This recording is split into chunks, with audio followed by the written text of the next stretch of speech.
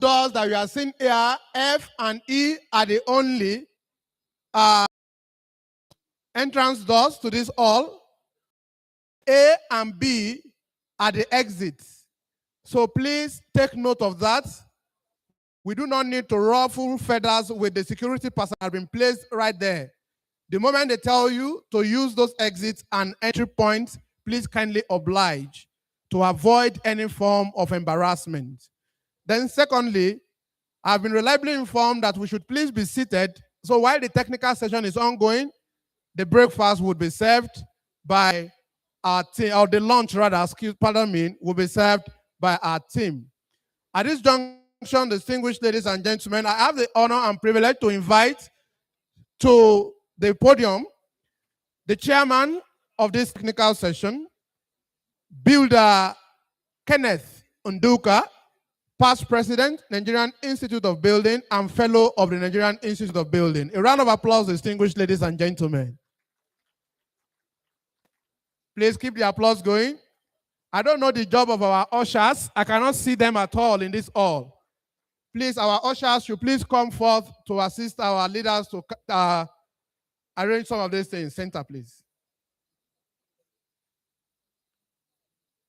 Thank you very much. And at this stage, distinguished ladies and gentlemen, my job is F.O. Olugbade, and I will hand chairman to continue with you. The Research and Development Secretary, your attention. Thank you very much.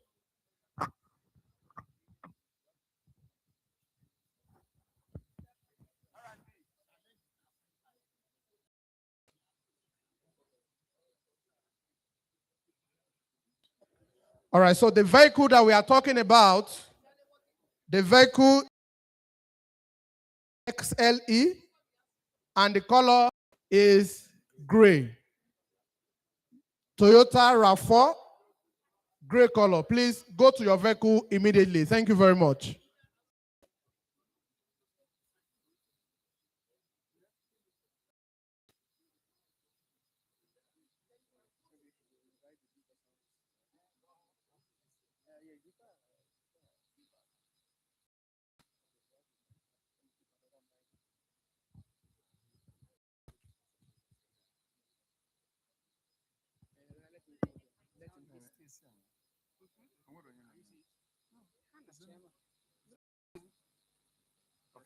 Okay, you're right.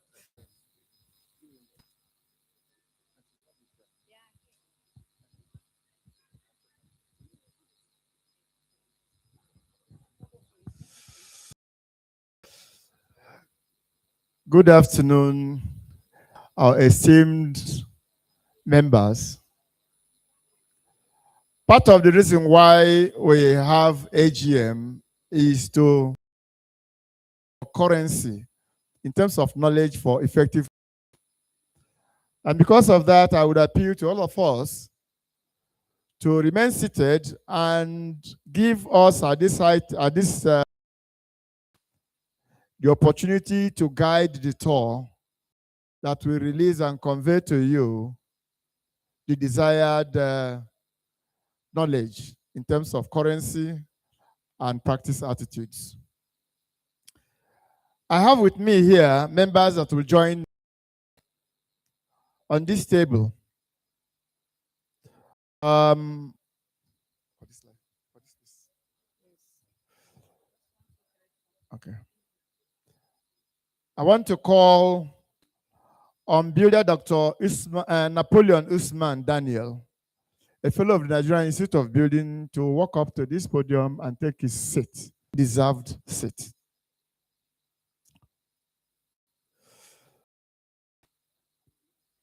Next on the list is Dr.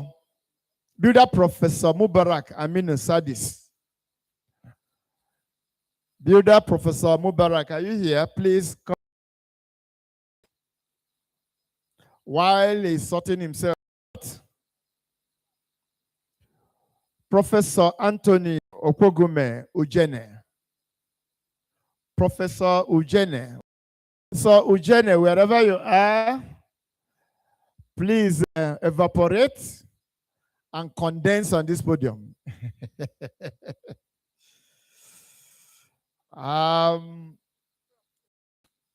Thank you. And the list also is Professor Raji.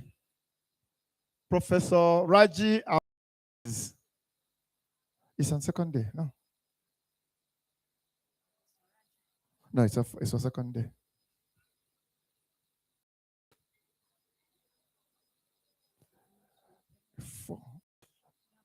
Okay. Mubarak Amin Osadis, please, where are you? Professor Mubarak Amin. I think we are set for the presentation. As Mubarak comes, he will join us. You realize that our president will always want time to be kept. And we have been told that food will be served. But please, because it's an intellectual issue, as we are serving the food and eating the food, let us reserve some concentration so that the knowledge that's being given out will be properly assimilated. To the presenter, please.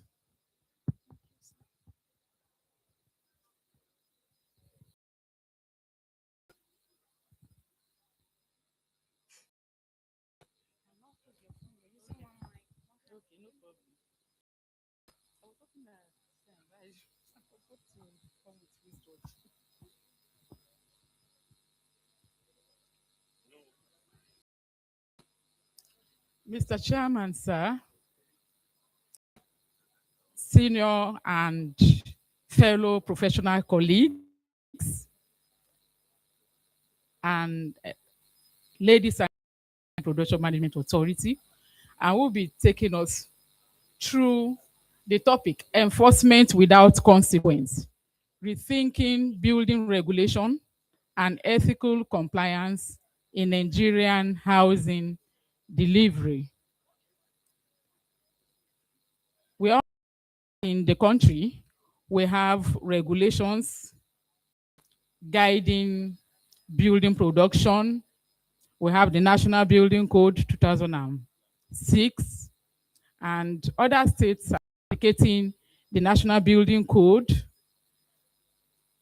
as an offshoot of the umbrella law for urban planning and development. But despite all these laws, rules, regulations, we still have collapses. There is a gap. Of course, collapse is not only in Nigeria. It's not occurring only in Nigeria, but like the chairman of the have rightly said, that we want to be current. We want to look at what is going on. I want to see how to develop it.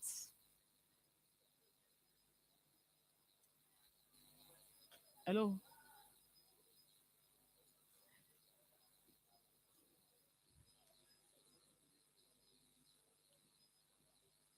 Okay.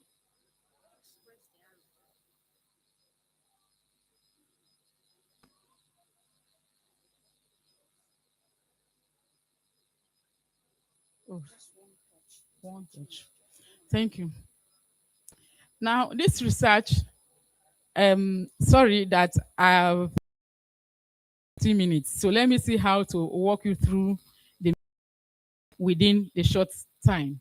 So we are looking at the introduction, the aims and objectives, methodology, key findings, regulatory challenges, strategic recommendations, and the conclusion.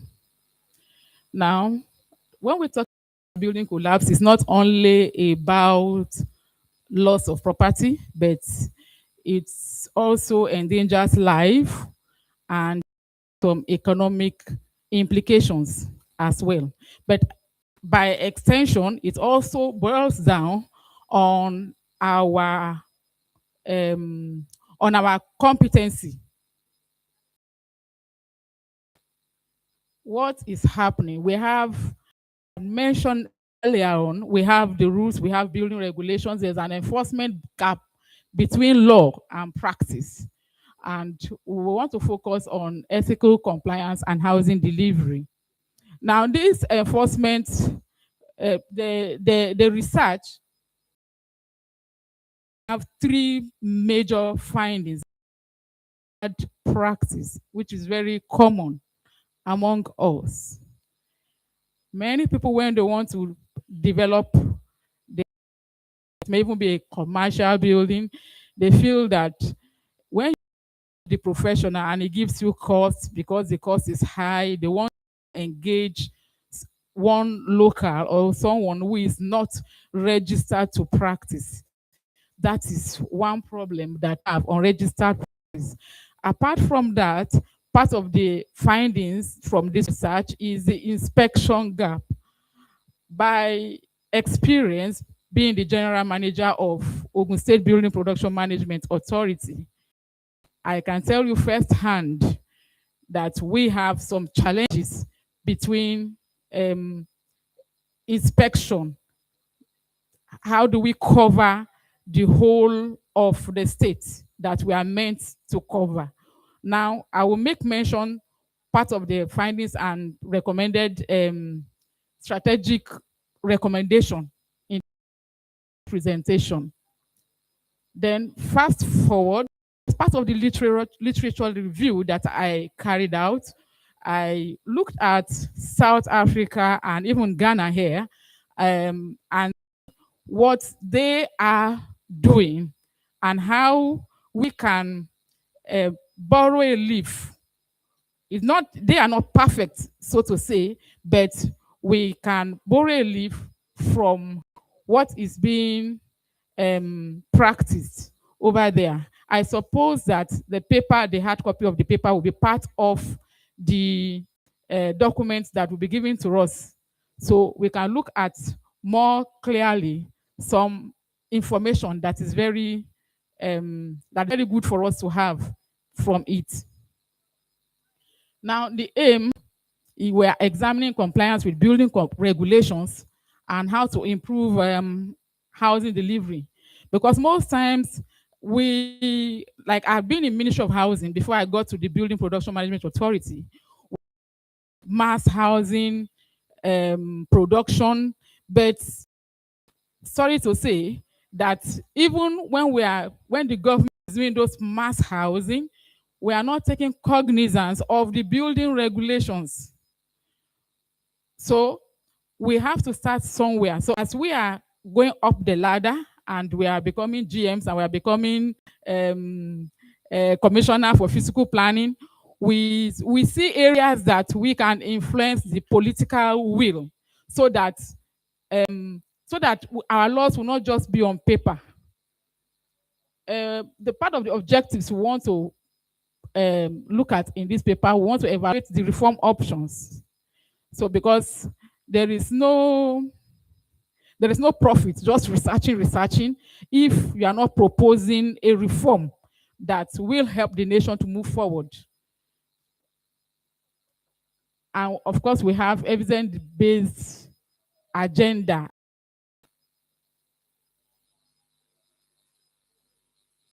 Oh, no. Now, the methods design was used documentary and comparative review, like I mentioned earlier, and there was a structured questionnaire. Some of our colleagues were part of the 54 valid that provided the 54 valid responses that were used. We also used purposive and snowball sampling. Even though most we can have, in the future have a more strategized sampling. Okay, the part is one, a National Building Enforcement Inspectorate, digital registration and QR verification of professionals and credentials of professionals, stronger disciplinary sanctions, professional liability clauses, ethical culture program, and entrenching the National Building Code.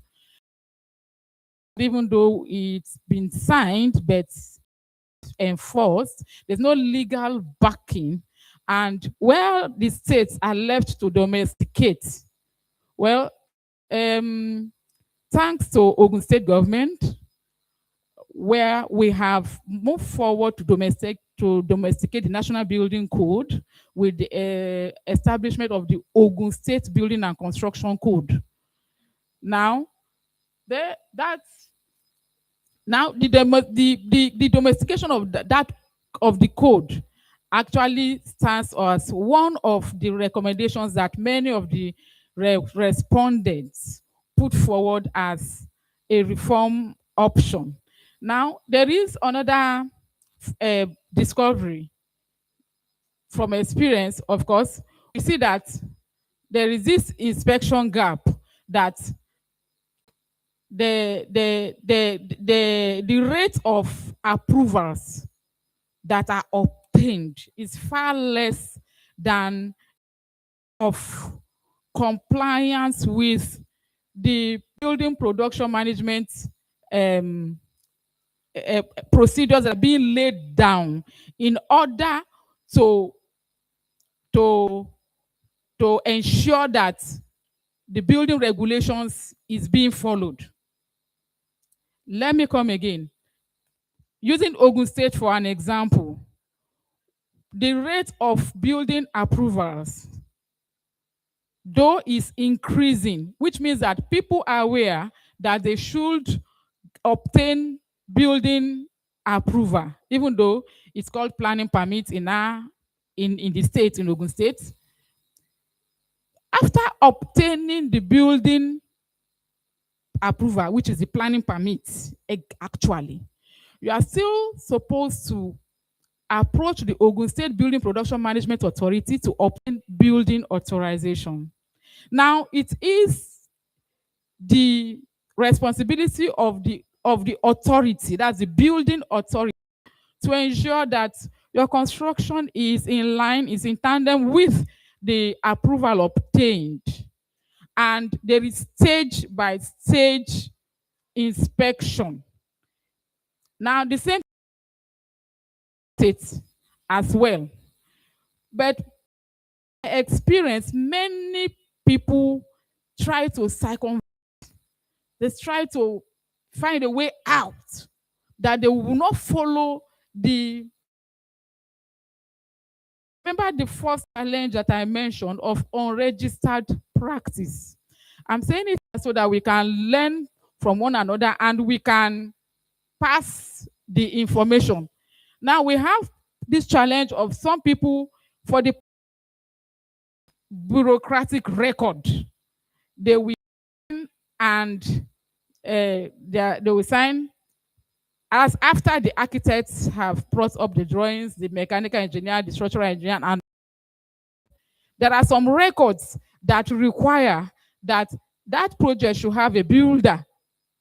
So they will put in their information as builder for this particular project, but in actual fact, they are not.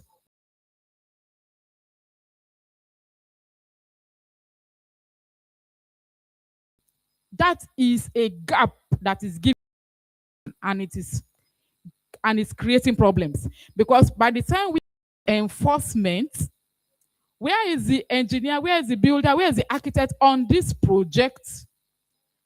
Where is even the approved drawing? This project is not on site. By the time you now sanction them for those violations, they will bring their records that, okay, there is architect, there is engineer. But meanwhile, those professionals they only appended their signatures for the commencement of the development, but they are not engaged in supervision. So this is a measure that should be curbed. As much as possible, if you are not engaged in the supervision of a project, as much as possible, please do not append your signature for the commencement of that project.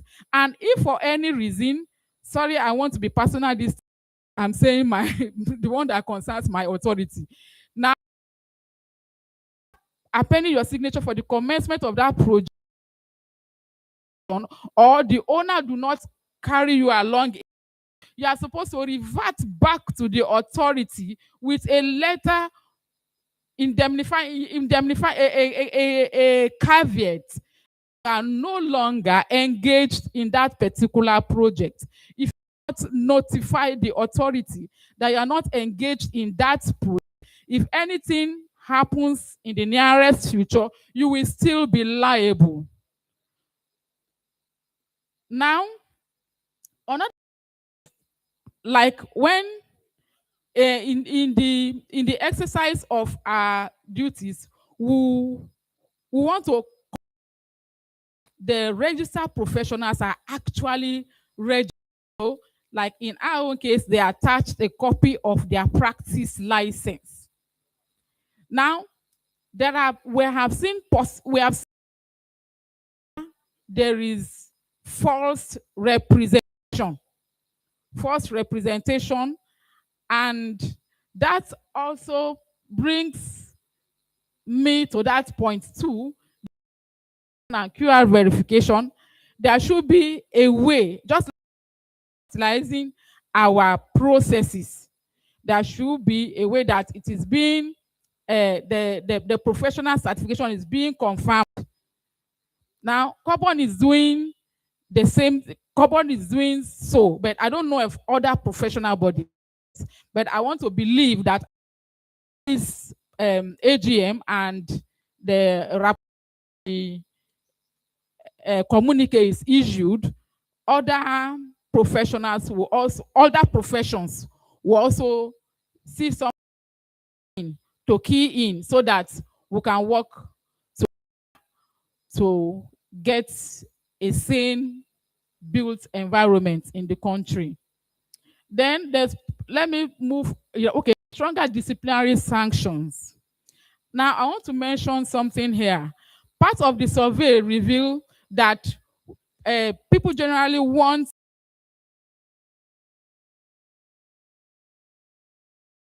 engaged in building developments that fail or that collapse.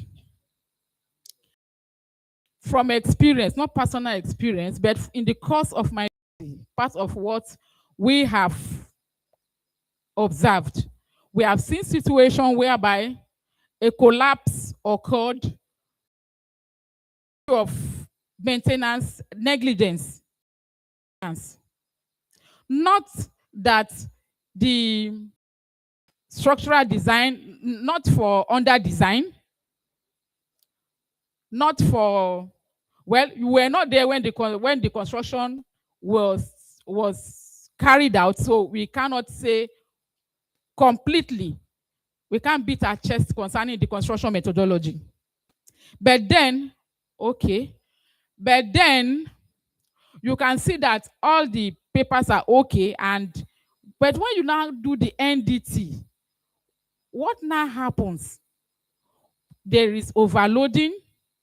There's a lot of, so what now happens is that it's not just enough to engage in the development of, but to also ensure that this we also introduce maintenance culture. I pray that we will get there.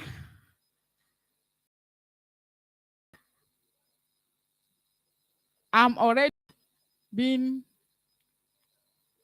oh no.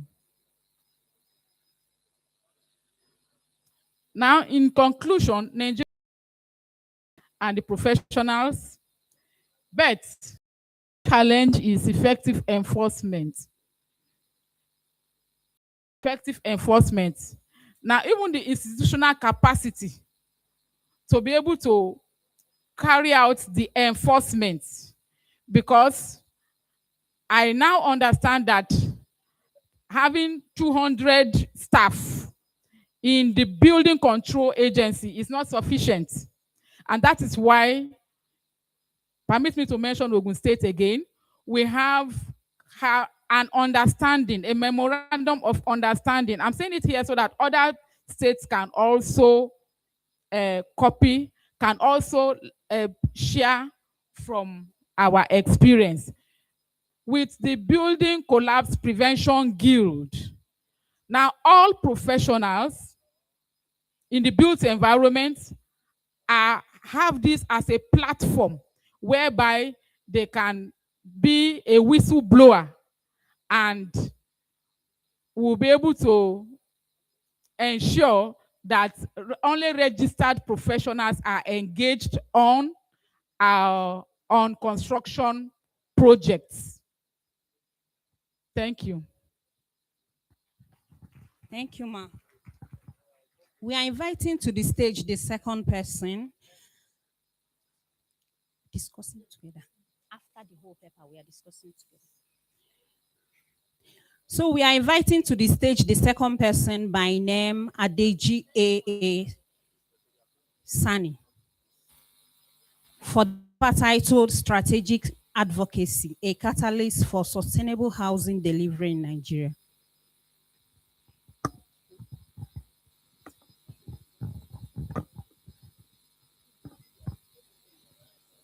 Good afternoon, all. I will be presenting a paper written by Dr. Adaji on sustainable housing delivery in Nigeria.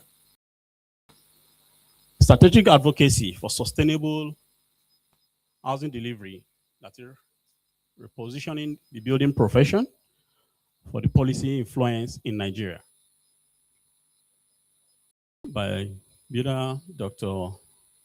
Amado Adeji here today.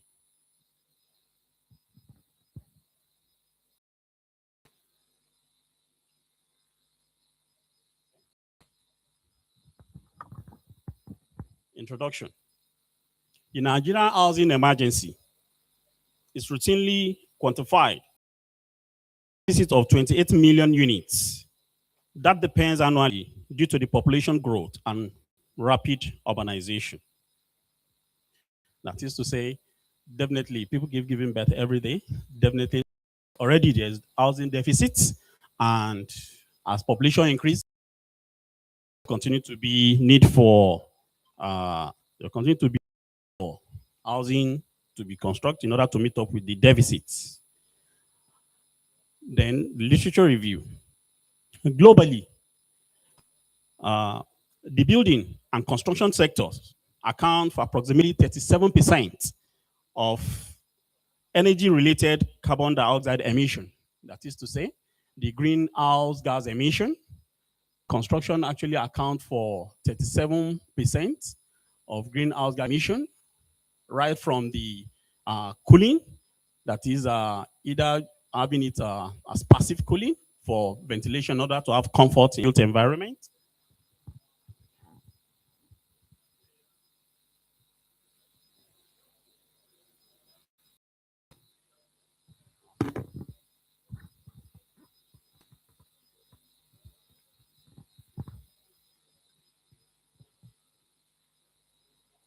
To have a built environment.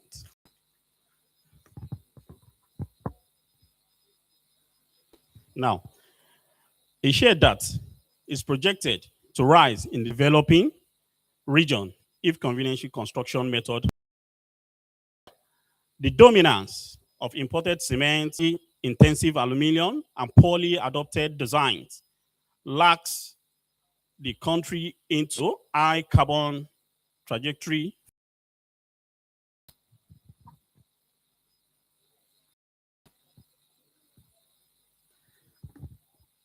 The central focus of this paper is that repositioning the building profession to sharp housing delivery for sustainable built environments required a paradigm shift from technocrat advisory to strategic advocacy.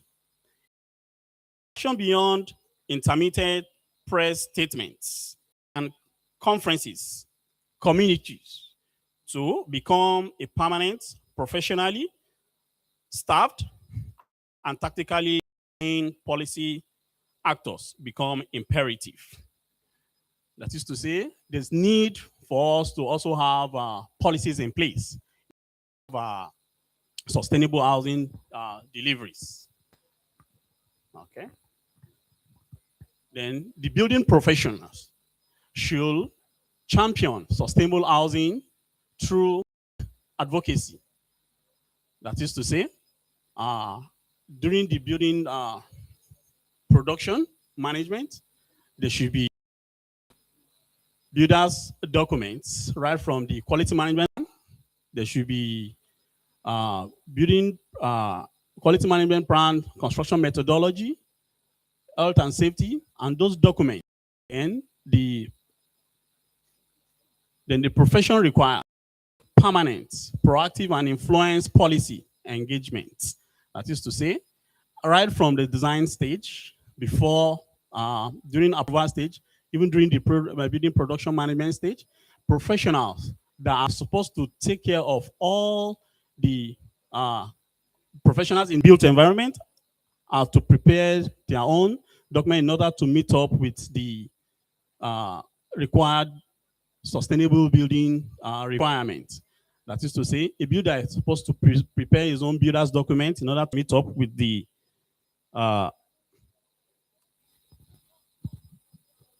then strategic advocacy, support sustainable housing and built environment transformation, to reach out to enacting laws that will impose, that is to say, before an approval will be given, all these what they call documents put in place in order to be able to deliver a sustainable building. The sustainable maximizes ventilation, daylighting, and reduce cooling. Even right from the design stage, it is being put into consideration of windows, then just passive ventilation that's even be enough without also making provision for active means of ventilation and also daylighting in order to reduce the greenhouse for comfort in the built environment. Institutional fragmentation weakens accountability for sustainable housing outcomes. Yes, there should be framework guides in the implementation for accountability and for sustainable housing outcomes. Then slow building code enforcement, efficient construction practices. That is to say, if building code that has been passed into law has been enacted or taking charge in every sustainable building through building production management, a lot that we have as challenges in a lot of housings that have been delivered will be taken care of here.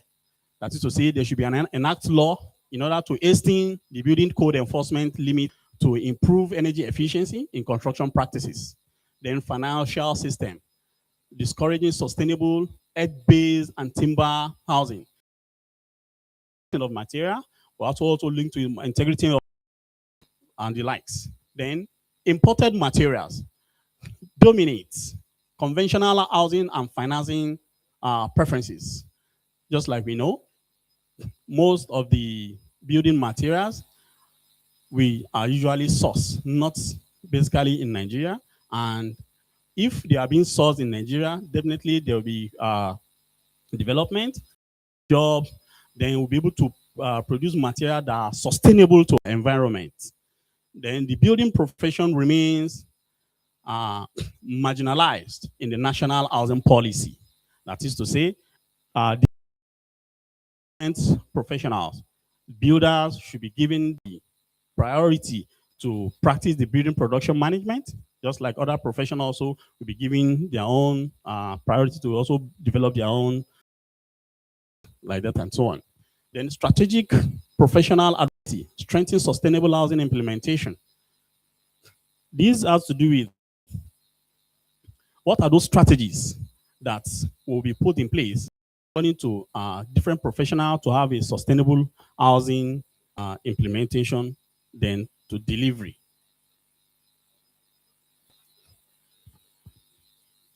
Qualitative literature review is exactly advocacy. The qualitative literature review was examining the preparation of this paper for sustainable housing strategy. Then evidence gathered from journals, policies, reports, gray literatures, and the likes. Then review covered Nigeria, Ghana, and South Africa. Literature focused on governance and stakeholder engagement.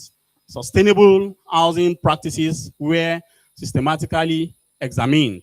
Then thermal analysis identify recurring advocacy strategies for policy outcome. Then we are actually in a temperate zone. We do more of cooling. So most of our design should be able to minimize the energy to cool. They should be able to at least give us comfort in the sustainable building, rather than we using some other mechanical means to have comfort within the built environment.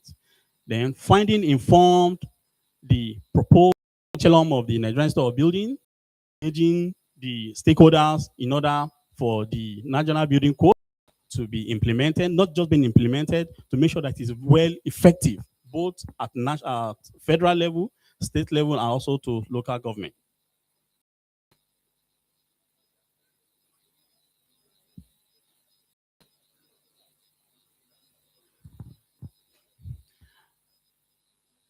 Advocacy influences governmental policies, national decision making.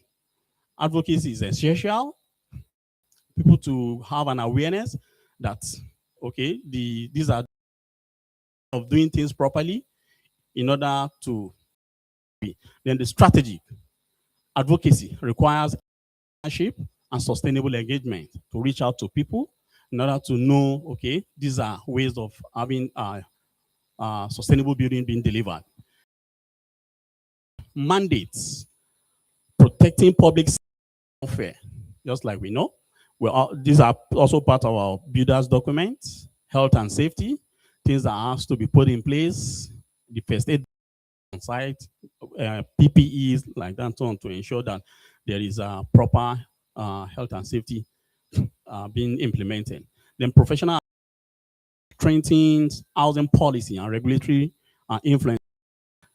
Then the NME and MBA demonstrate successful institutional policy engagement. Building professional authority on housing matters, then transforming legitimacy into policy influencing advances housing delivery. When there are policy, people will be bent, people will not bend or look for another way to actually get things done. There will be systematic since laws are being enacted. Then advocacy coalition framework, explain stakeholders' influence on public policies. Kingdom framework links problems, policy, and politics for change. The Nigerian Institute of Building should prepare policy opportunities emerge. Then policy entrepreneurs can advance sustainability within government and legislatures. Then rapid framework connects research evidence with effective policy influences. Knowledge brokering transforms technical evidences into accessibility policy information. Sustainable stakeholders engagement, strengthening housing policy and advocacy outcomes. Getting people aware, making sure that things are being done, supposed to be done by engaging the right professional. Then credible evidence strengthens professional advocacy and policy influences. The NILB should build sustainable housing advocacy initiatives, just organizing conferences, shops, so that members can be equipped with more knowledge on how things are being done for us to have a sustainable housing delivery. Engagement, improve public awarenesses, and support. Even if we are doing, we also need media to help us carry message to far areas whereby the public will be aware that, okay, there's a then there's also people that are responsible for sustainable housing delivery. Then rapid communication links, housing failures, enforcement gaps, issue that we usually have with building collapse. What are those things that are supposed to be looked into? Then how do we synergize with the our to make sure that a lot of buildings that have been delivered be sustainable? Then strategic litigations, promote accountability and regulatory compliances, just like synergizing the other professional bodies. Then also looking into like the those that in terms of legislative, in order to enact a lot of this law such that we can have more of sustainable building delivery. Then collaboratory advances, sustainable housing and professional influences to ensure that the right peg is put into the right hole. The NIOB must overcome organizational and cultural advocacy barriers. That is to say, it is the responsibility of builders to prepare builders' documents. And for builders to prepare their documents,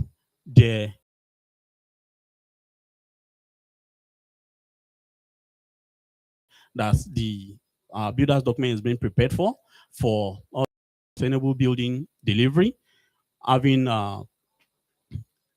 sustainable building delivery that will be in conformity with officers' opportunity for professional diversification and innovation. That is to say, a lot of our designs should also come with innovations in order to reduce greenhouse gas emissions, like that and so on, in terms of daylighting, also in terms of our imagine we have a hall like this that we have big openings. Even if the light is not there, with the daylighting that's available, we don't really need to use what do you call it, to on lights. At least we will reduce greenhouse gas emission. Then even also the ventilation that will also be taken care of and everybody will be comfortable. So we reduce energy consumption. We have more emission, and we have a more sustainable energy delivery. Then sustainability offers opportunity, diversification, and innovation. They partner with ministries, UNDPs, UNEPs, and climate programs like these do with environmental impact assessment, and like that, and so on.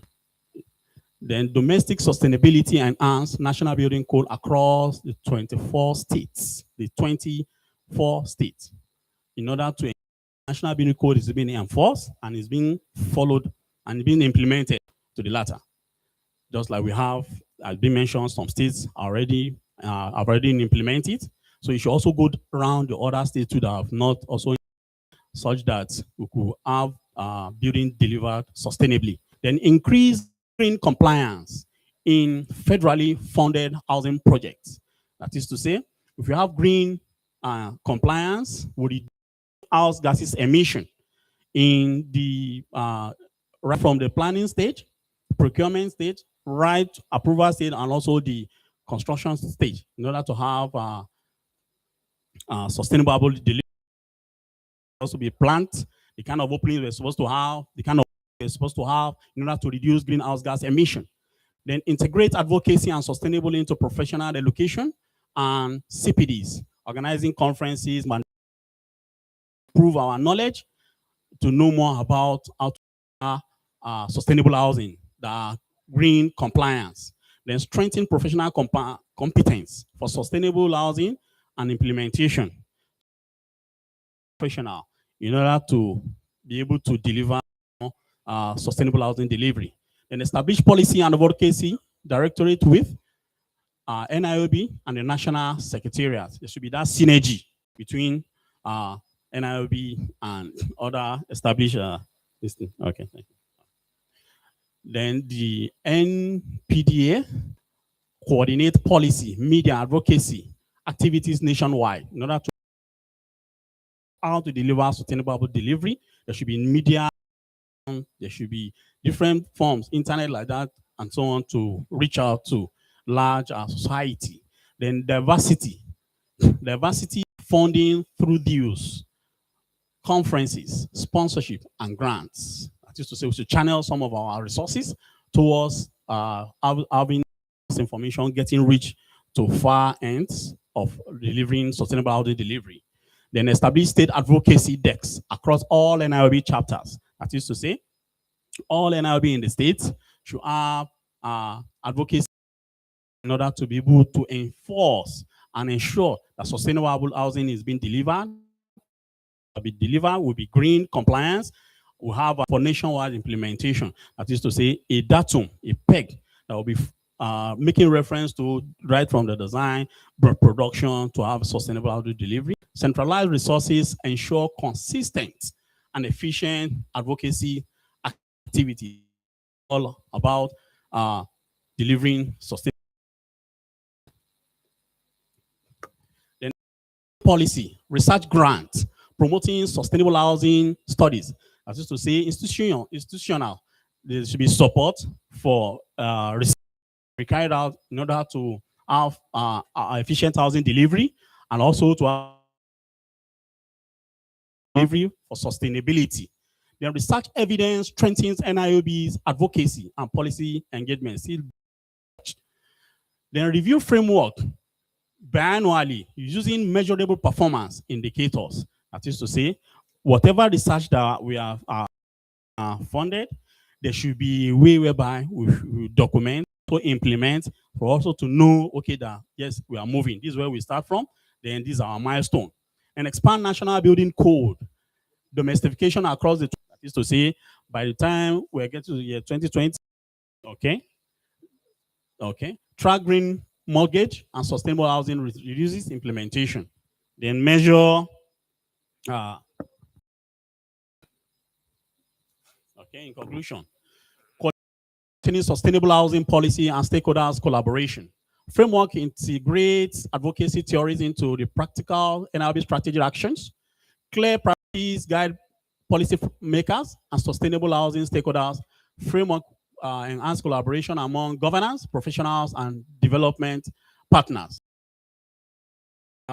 Relied on quantitative and policy analysis. Future studies should validate framework using empirical stakeholders data. Framework supports stronger and sustainable implementation. Recommendation: establish national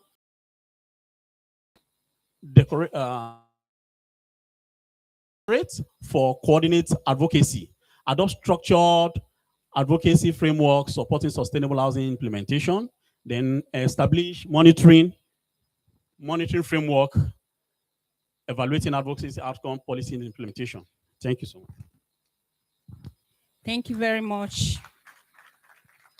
Please, if you have any question during the technical section, just be putting it down. We want to have all the technical sections together. Then after the sections, we are going to have the discussions. And any question you have, you bring it forth. The authors and the presenters are here. They are still present to attend to your questions. Thank you very much. At this moment, we are inviting the third person to make the presentation by name, Ebieweri Conte. Let him come and present his paper. Good afternoon, all. Standing on existing protocol.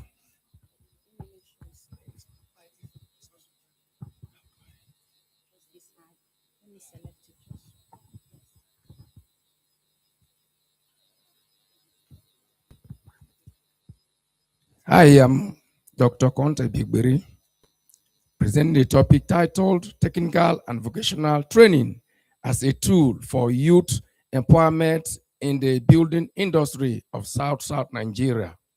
Of course, technical education is so important and necessary that we need to embrace it, follow it, and it improve, create employment opportunity for youth, and it's very, very vital.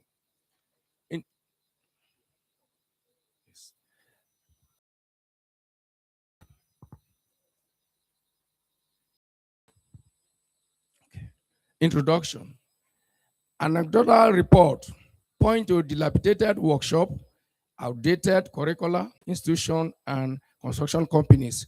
In a construction company, this institution collaborates. It will go a long way to help technical education.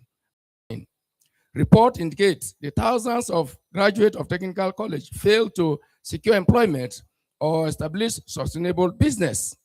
It is a 3. There is lack of localized empirical data on the necessary data on the accessibility and outcome of building trade. TVET in the South-South. There is insufficient understanding of the institutional and barrier that impaired TVET from fulfilling its empowerment, made it specific context. 5th, this study therefore systematically assessed the nexus between TVET and youth empowerment in the regional building industry.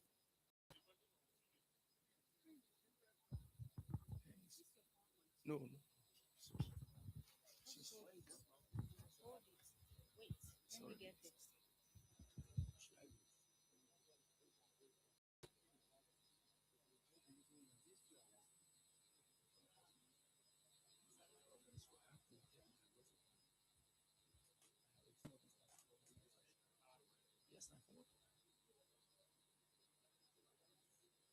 That is why I always prepare myself.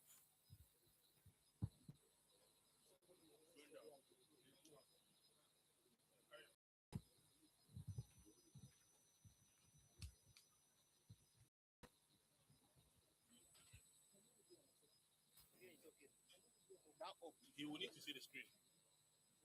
He will need to see the screen. Stand there. It's okay there.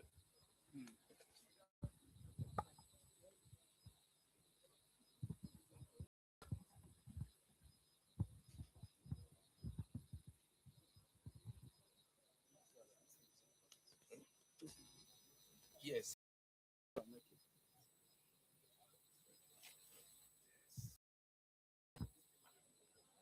And it's not working. It's not working. Shema. It's not working. It's not working.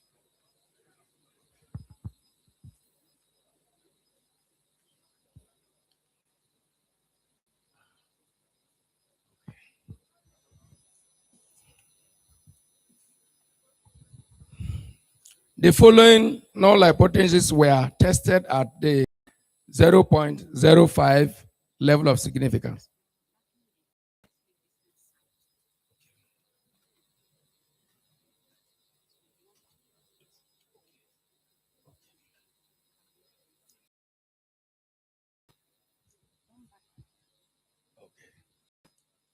To what extent do youths in South Nigeria have access to technical and vocational training opportunities in the building industry? 2, how does participation in TVET programs influence the technical skill of youth in the building industry? 3, what is the relationship between TVET participation and employment/entrepreneurship opportunity for youth in the building industry? What challenges hinder the effectiveness of TVET programs empowering youths in the building industry of South Nigeria?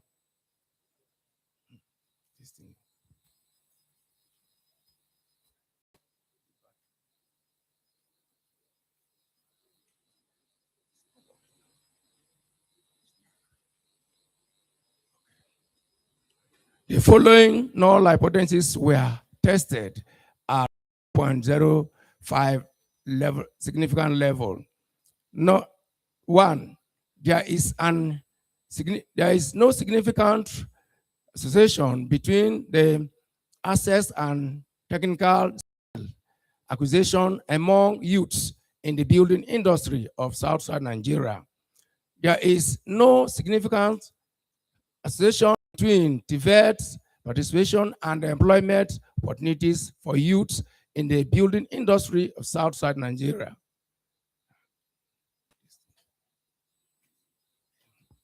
Literature review.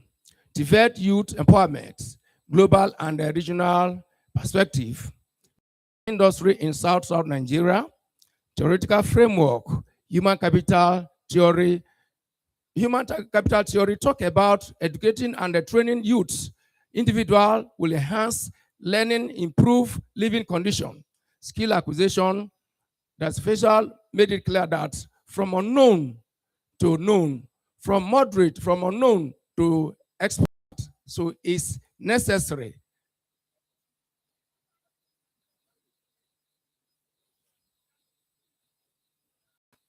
Major finding. Major finding is see from the screen that highest competence is masonry, tiling, moderate plumbing. Challenges with funding, that's a major problem that's affecting funding is not enough. Obsolete workshop equipment. Equipment have been outdated for a number of years, but we cannot improve it. Modern ones, outdated workshop is also a problem. Weak industry partnership. Now, if industry and if develop collaborate with industry, to go a long way to improve the learning ability, and it's going to advance. Poor policy implementation. The policies are there, but they are poorly implemented that is affecting this technical training that need to be improved. Shortage of qualified instructors. Now, we have shortage of qualified instructors. The policies and the programs are, instructors are not enough. Nigerian perspective of the vets, limiting startup parks. Now they in our system. Electricity, in Tibet, it is so important that you need to make it available. Critical challenges, inadequate funding, which is the mean, is 3.7. Conclusion, Tibet significantly enhance employability. Tibet promotes entrepreneurship. Quality training increases technical competency. Insufficient challenge, instructional challenge reduces program effectiveness. Recommendation, increase Tibet funding, and then modernize workshop and equipment. They are so important. Some are outdated. The modern ones are not there, outdated. Strengthen industry partnership relations, very, very necessary. That will go a long way. Most of the problem we face in Nigeria is only theory. Practical is not there. That is a major one challenge that's affecting our, even including university, technical colleges, even polytechnic, is a great challenge that's affecting us. If the practical areas are included, it will go a long way. Nigerians are brilliant. We can compete favorably with our other, even any other countries, but this area is really a problem that we need to look into it. This practical aspect, it is very, very necessary. Expand entrepreneurship, integrate entrepreneurship, education, and collaborative apprenticeship. That is this certified informal apprenticeship. That is all those on their own learning should be satisfied and should be included. Then improve curriculum relevant. Now, another thing is curriculum is so necessary. If you look at it, this is on my own personal observation and observation, that the curriculum need to be reviewed. For example, South Nigeria is majorly on water, and the people there are farmers and fishermen and fisherwomen. Now, if the curriculum is improved and included, there are some peculiar areas that from the zone can be included that is going to help. For example, what? Canoe. Bayelsa's Niger Delta, we have a large water, fishing and farming. But these canoe people that are there are using them are very few. But if these things are added to go a long way and it will expand, and that is another lucrative area that the youth can come in and it will now sustain. Some of them will be self-employed and they become employer of labor. So there is need to expand the curriculum, review the curriculum. So this is what I can say. Thank you for listening.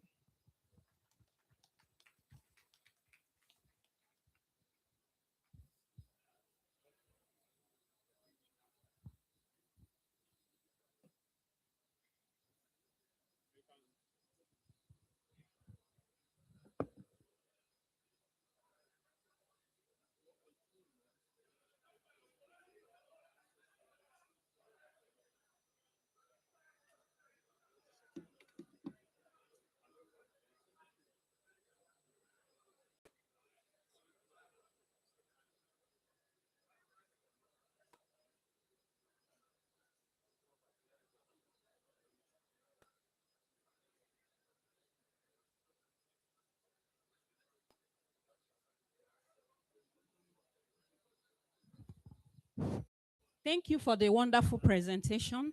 We are inviting our last presenter for the technical section before we go into question and answer and having our consultants discuss each and every one of the papers. So let's welcome to the podium our past president, Builder Chuksomife, to present the last paper. Our past president, Builder Chuksomife, to present the last paper. You're welcome, sir.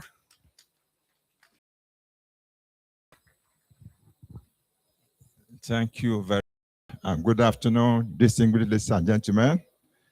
The paper title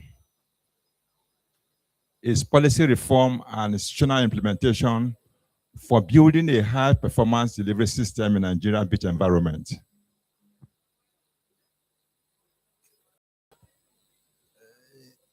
One of the major problems you have in Nigeria as compared to other countries is our government is at the center of every problem when it comes to policy.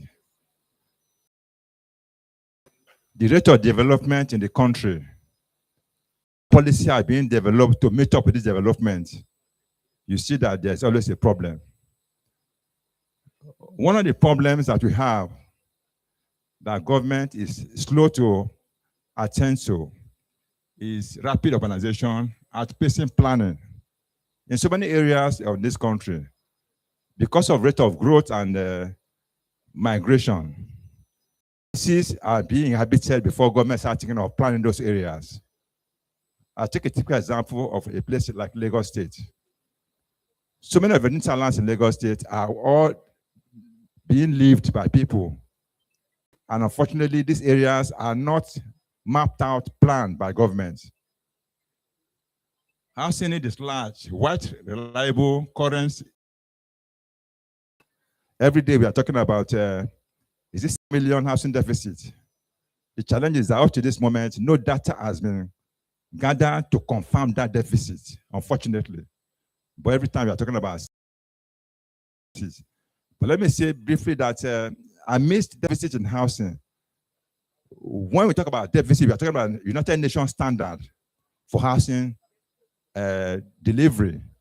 And one of the parameters is that Nigeria are not livable by United Nations standard. Like for instance, in Lagos State, imagine a place like Ikorodu and Ketu. They are not captured by United Nations housing standard. When you look at that deficit, it's amorphous kind of not real. And until we are able to provide data to support that particular information, it's a vague information. We have infrastructure delivery is constrained by preparation, financing, and oversight. Recurring building collapse exposes failure in design, workmanship, supervision, and enforcement and accountability. Productivity is under gaps, delayed payment, waste, low technology, adoption, and poor coordination. Flooding, heat erosion, and other climate risk require resilience to be embedded in development control. All listed here are purely government issues. That is why we call it governance problem. Nigerian lacks an integrated implementation and enforcement chain. All of us know that very well. A lot of problems we have in most of these institutions is lack of proper coordination, enforcement, but they are sometimes inadequate in most cases. Like we have discussed this afternoon, most of the policies that have been put in place by government, the challenge has been that inadequate staff to run these policies outlined. So there is always a lack of coordination to implementation. And I'll give you the issue of National Building Code. Yes, the Building Code has been gazetted or have been approved by the Federal Executive Council. But unfortunately, there's no law backing up the National Building Code. No law. What the states are doing are just to take the National Building Code and domesticate them in their own state. They take whichever part that favors them and use it as a law in their state. In the real sense, if government is going to act effectively, there has to be a uniform standard of National Building Code in every state of the Federation. In some states, they require you to produce builders documents. In some states, they require to produce AIE. In some states, they require to produce different, no uniform parameter for the document in line with the policy of government.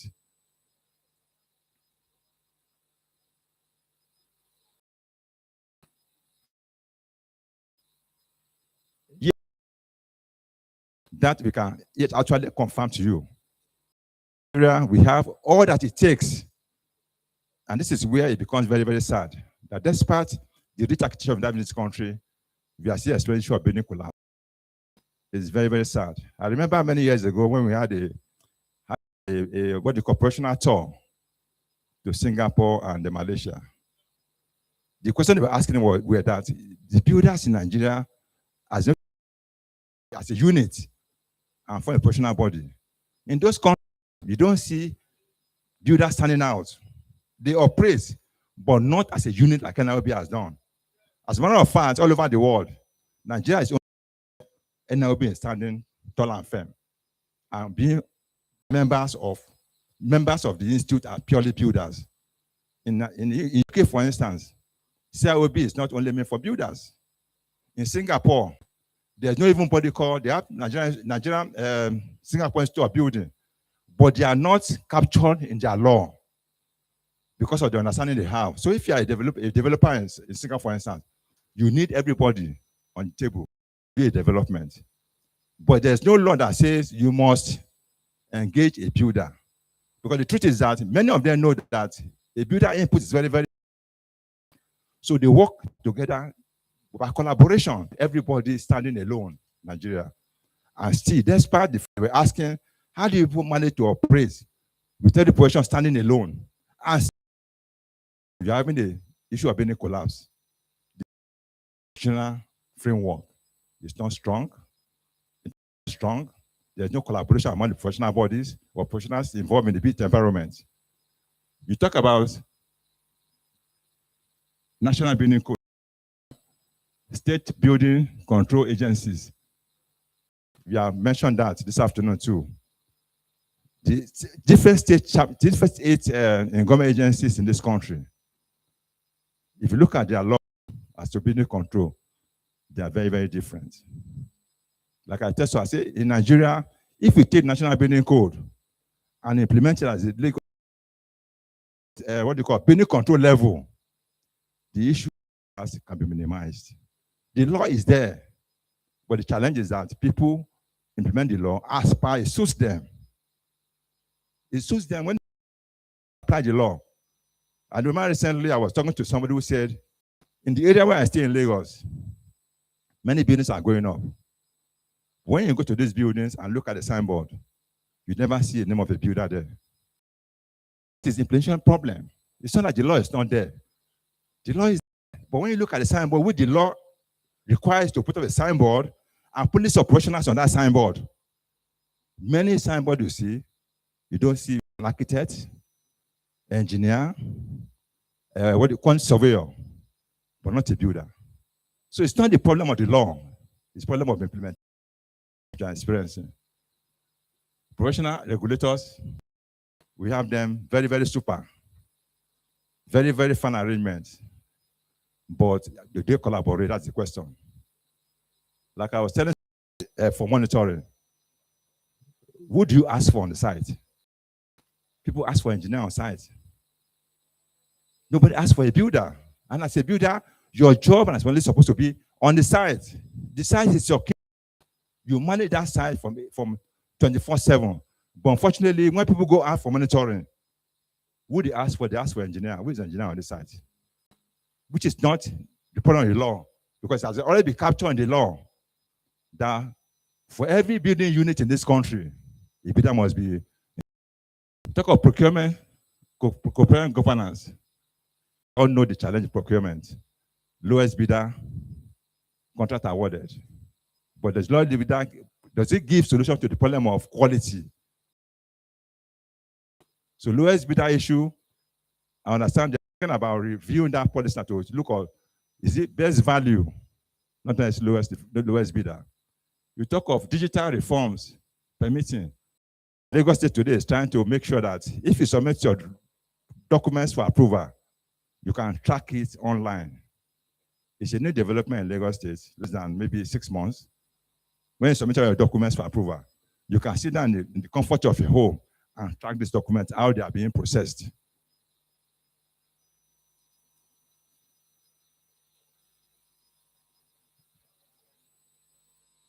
Documentary, thematic, and cooperative analysis. No primary human participation data were collected. Review legislation, government policy, professional regulatory framework, and national development documents.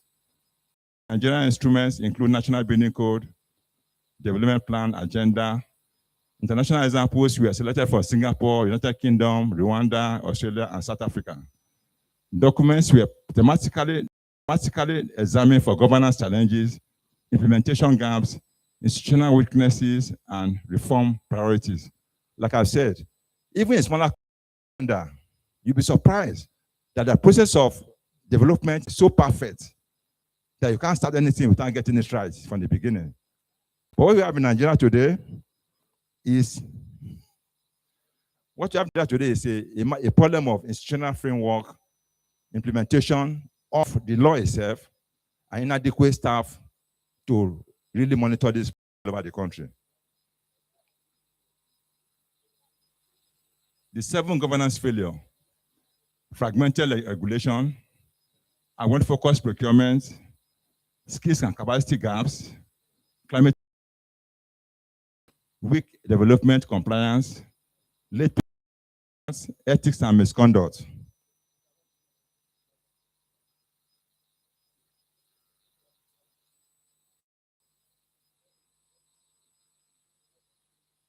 I'll give an example of Singapore. United Kingdom, I also give an example of the United Kingdom. Like I said, CIOB is not meant for only builders in UK. It's meant for all the professional bodies in the industry. As long as you're able to do the exam and pass the exam, you automatically become a member of CIOB, architect, engineer, or anything. But in Nigeria, we have been able to hold our own as builders. We have a professional body that designated, and that is one of the problems we're having in this country. Everybody believes that building is where, and people have been doing the job for a very long time. You are not telling them to step aside. So builders must be ready to confront the situations as you go along. What people were suggested in the past is that why not open the gates to come in? That's what people are saying, so that we can have inclusiveness. But the challenge is that if you allow an architect to come in to become a builder, when the project comes, you will do all your own job and his own job. So this is a challenge, and government needs to come in and assist. Because no matter what you do as builder, except the law, which is already in place there, government must proceed from that position to make sure that this law is implemented later. And that is the way we can start talking about control of the development in this country. Mentioned against Rwanda, Australia, even South Africa, they have a development process in South Africa. You'll be surprised. You can't go in South Africa without complying with necessary requirements, which is clearly stated. So if you are in South Africa and want to do a development, you must comply. When a building collapsed in Lagos some years, the person that did that building collapse, America, has built in South Africa, has built in different countries. But the problem is this: did he meet requirements before starting those projects? Unfortunately, when he came to come and build in Nigeria, he did not meet any of the requirements set by the law. And when the building collapsed, it was buried inside the building. So these are some of the issues that it is not the law. The law is already there. We need to continue to advocate for its implementation as builders. But the truth is that these are government and the owners that build these processes, and go and who can fix policies at the same time.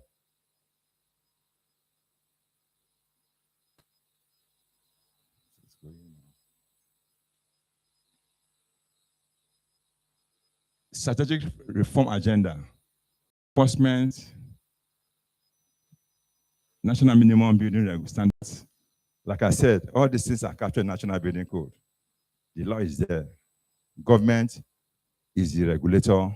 Government is, and government is the only one that can fix these problems of institutional reforms, whether we like it or not. As a professional body, we can, as NIOB, keep reforms, and they are the ones who are able to fix this problem if you must have a better plan-built environment. Implementation framework for 2026 to 2030. Immediate institutional reforms, procurement reforms, professional discipline, legal enlightenment, and joint sanctions data collection. Core regulatory reform, building code, data observatory. Today, I can give it to Lagos State that Lagos State is ahead of most states in this country when it comes to issue of stage inspection. The Lagos State Building Control Agency are really enforcing these stage certifications. I have had experience where they come to the site and insist that this must be done before you can move on, which I think is good, but it's just that they don't have enough staff to cover the whole area. Many developments are going on in Lagos State, but the problem is that there are not enough of this agency to monitor these areas. Digital transformation. I just mentioned that Lagos State Ministry of Physical Planning started trailing notation of approval online. So once you submit your documents for approval, you can track it online as the process is going on. So what that means is that instead of waiting for 1 year for approval, you can know where there's a challenge.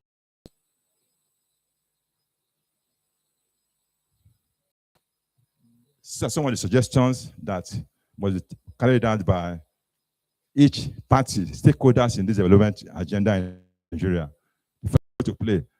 Niob and Carbon, the same, private sector, the same thing. I'm sure you can read them up if you are really interested in going further.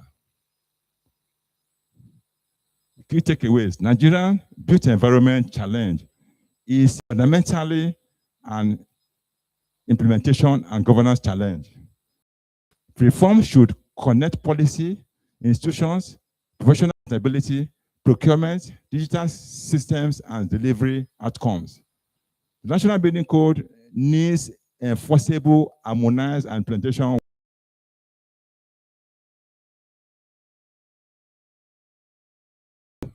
Competence, safety, life cycle performance, and history, not only the lowest initial price. Digital permitting, monitoring, and the national performance through data infrastructure can improve transparency and accountability. Housing affordability, MMC skills and local materials and climate resistance must be treated as part of one delivery system. The proposed agenda is actionable, requires institutional coordination, political commitment, and measurable follow-through.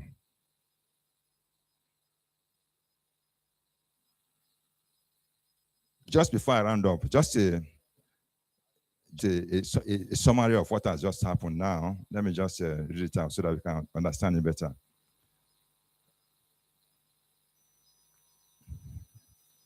Gentlemen, this is how system failure translates on the ground. One, because approval takes over 1 year, project eventually starts very, very late. Because payments are delayed, projects are abandoned. Because we use low quality software and we rebuild in 3, 4, 5 years. Because there is no doubt we build where it is not needed. Gentlemen, this is why Nigerians don't feel government. Not because we don't budget, but because the system cannot. I hope everybody here listened and we learned from what he said. So at this moment, we are inviting the discussants to the podium. They are going to be discussing the technical papers. In discussing, if you have any question in line with what you can bring up your question, you have the opportunity to write it and bring it here so we can present it and the right answer will be given to you. Thank you.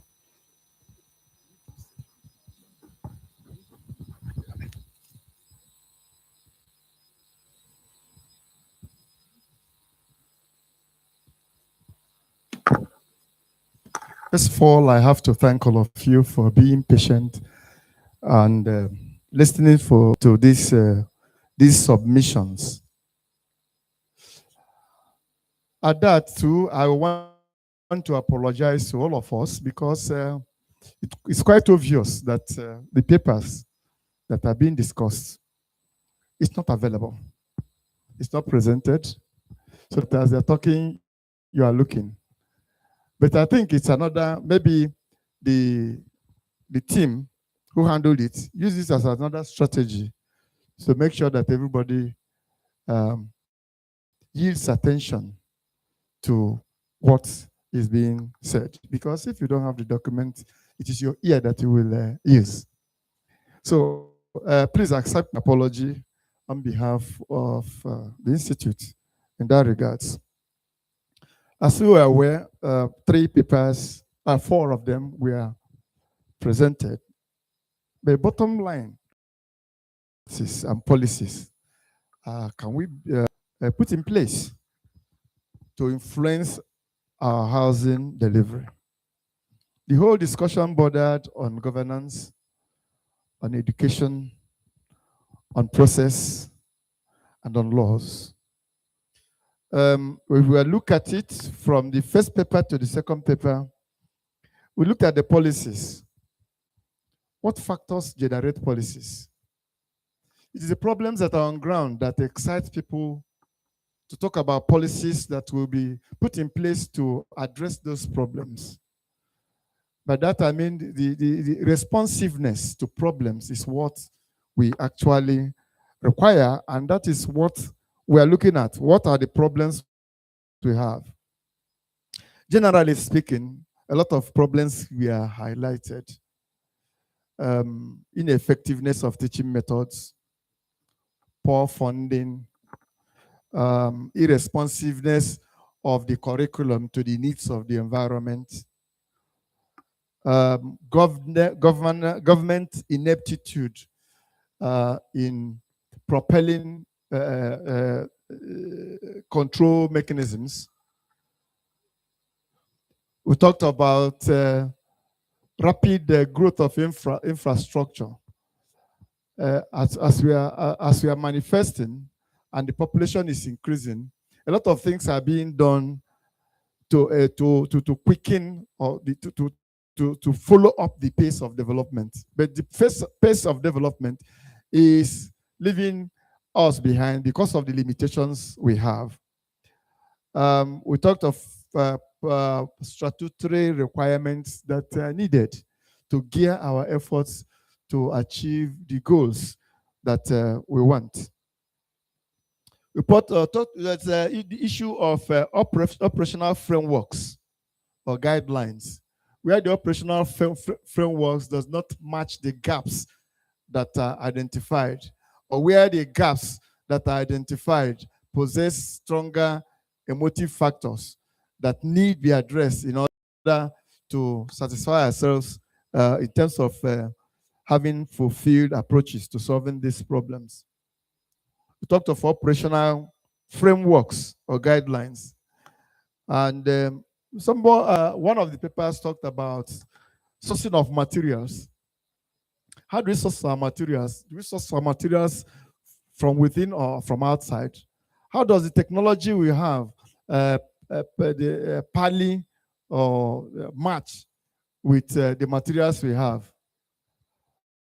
When we are talking about carbon emission, what materials are we using that will minimize the carbon emission? We talked about demography. When you have a lot of people getting involved in activities that generate carbon emission, the sustained carbon emission, you look at the population. Our population cannot be controlled. Then too, we talked about issues that border on statistics. The last speaker was talking about how relevant the statistics we have about affordable building, how realistic it is. These are challenges that we are highlighted. And if we tell ourselves that if we remind ourselves that we are talking about advocacy and policy influence, we talked about the laws. You can put policies in place, but if it is not enforced, it is not workable. That is a scenario that we are confronted with. For any housing delivery to be sustainable in this built environment, a combination of all these factors that we are highlighted need to be reviewed positively and see how it affects our expectations for sustainable built environment. I should hope that by the time the paper comes out, we will be in a position to think over the salient issues that were raised in terms of inspection gaps, currency, digital registration. We're talking about processing of deliveries, approvals, professional liability clauses. We are professionals. Somebody was explaining here about trying to develop a content that will enable you to monitor the project that is on ground. But that content is developed, somebody is following it up, but where there's deviation or people don't follow up, there is no means of enforcement because the legality behind it is not sustained. We talked about National Building Code, and we talked also about ethical culture. How does our support the sustainability of the environment, the designs we have? Most of the times when we want to do mass housing, our designs are top bottom, not bottom up. So when you put designs that does not match the culture of the environment, the fact is that you can deliver those buildings, but they cannot be used as sustainable in terms of occupation. I served in Gombe, Bauchi State. It was Bauchi State then.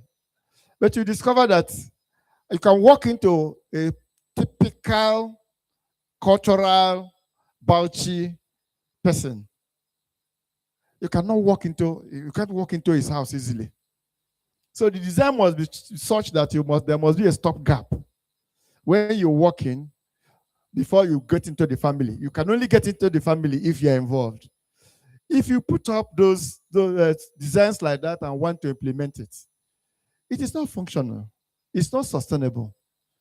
We talk also about issues that border on materials. Materials are imported into this country. We use them.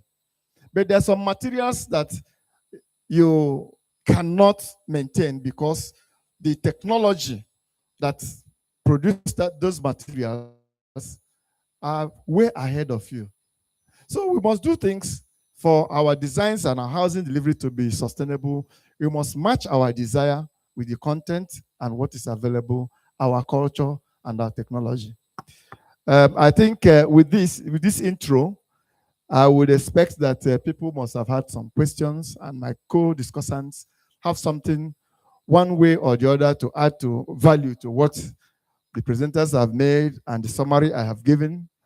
If anybody has such, I think the time is now for you to avail us. Once again, I thank all of you for being patient and not minding the denial, so to speak. Everybody is paying attention to what is being done. Thank you, dear fellow discussants. Please, you can come up. Thank you very much, my chair. My respected elders, colleagues, ladies and gentlemen, I'm concentrating on the second paper because of time. We are advised to concentrate on our papers and also give a brief discussion. The second paper was centered about strategic advocacy for sustainable housing delivery, repositioning the building profession. Actually, we know that there are challenges in the building industry, and we know that Nigerian population is growing on daily basis. We are talking about 300 million, and as a result of that, there's also deficiency in housing provision. And as a result of that, there should be a way whereby Nigerians should be comfortable. How are we going to be comfortable within our built environments? We are talking about the increase in population, and as a result of that, there's high increase in the emission of carbon dioxide. it has affected our built environment. And as a result of that, sustainability of the built environment is paramount, and we must focus on that. And it is your responsibility and my responsibility to ensure that we preserve our built environment. Now, the paper focuses on sustainable solutions. One of the solutions is the green building. How often do we imbibe green building into our construction processes? Most of us, we concentrate on construction aspects, but the nitty-gritties that are expected to be components of these facilities are not imbibed. So as professionals, as builders, we must ensure we improve the lighting system of our structures. We minimize the usage of water. You discover that for a little waste, we use a lot of water to flush it out. This calls for attitudinal change to ensure that we limit the usage of water, and also the issue of ventilation in our design. It must be inculcated into it, and it must be improved. Also, in order to ensure the sustainability of these buildings that we are having, we must ensure the use of technology of alternative building materials. We have a lot of alternative building materials. It will improve the sustainability of our infrastructures. The question is, we are talking about advocacy. How many of us are engaged in advocating for sustainable buildings in our environment? We are talking about government policies. We are talking about, but it must start with our immediate environment. Our immediate environment, most of us, or most of the people within the environment, are not knowledgeable about sustainability of the environment. And that's why they behave the way they do. So we must ensure we enlighten them so that they will have a change of attitude as they use these facilities in the environment. Our clients mostly go for cheaper labor. Why? Because they are looking at it as if they engage a professional, it will cost them a lot. But they know, they don't know. You see, just like a medical personnel, a doctor, when he operates an individual, how many people will die if it fails? Only a person, only that person that was operated upon. But a builder, when he designs, when he produces a building, and how many of us are sitting in this building now? Now, if it fails, how many people will die? Or how many people will sustain injuries? These are some of the things that we need to educate our client. We need to educate those that we are working with in the built environment. It also needs collaboration among the professionals in the built environment to ensure everybody does his work according to the law. But unfortunately, the law is not being practiced in Nigeria. We have it, but we don't practicalize it. So there's the need for us to ensure practicality of the laws. I mentioned of collaborations and other agencies. So these are some of the aspects that we need to engage in order to improve our built environment. Lastly, we're talking about digital issues, digital transformation. Digital transformation, how many of us are engaged in knowing, having knowledge about the digital technologies that will improve our built environment? And how many of us practice it? We must not only preach it, but we must also practice it so as to enable the safety of our clients and within the built environment. So these are the few contributions I will make for this paper. Thank you very much.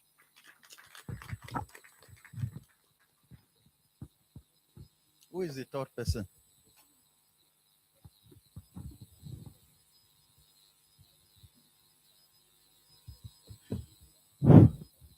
Thank you, distinguished colleagues. I'm here to discuss the third paper on technical and vocational education as a tool for youth empowerment in the building industry of South Nigeria by Ebegberi et al. The paper addresses an important and timely problem in our construction industry. That is the coexistence of youth unemployment and shortage of skilled personnel in the building industry. It examines technical and vocational education and training as a possible means of improving young people's technical competence, their employability, and self-employment in the South region. A major strength of the paper is its recognition that skills development in Nigeria construction sector occurs through both formal TVET training and informal apprenticeship. It is not only the formal, but in the construction industry, we still have the informal training.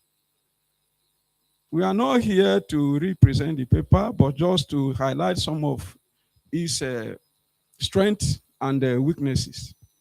The paper identifies some major challenges that affect TVET. One of them is inadequate funding.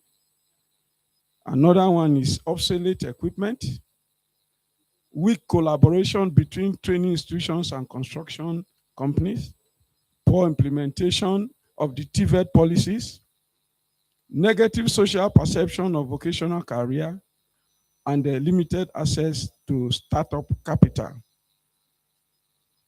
The findings demonstrate that the challenge is not simply access to TVET, but the quality and relevance of the training that is provided. A training institution may enroll many students, but if its workshops are poorly equipped and students have little exposure to actual construction sites, the resulting graduates may still lack the competence that is required of them.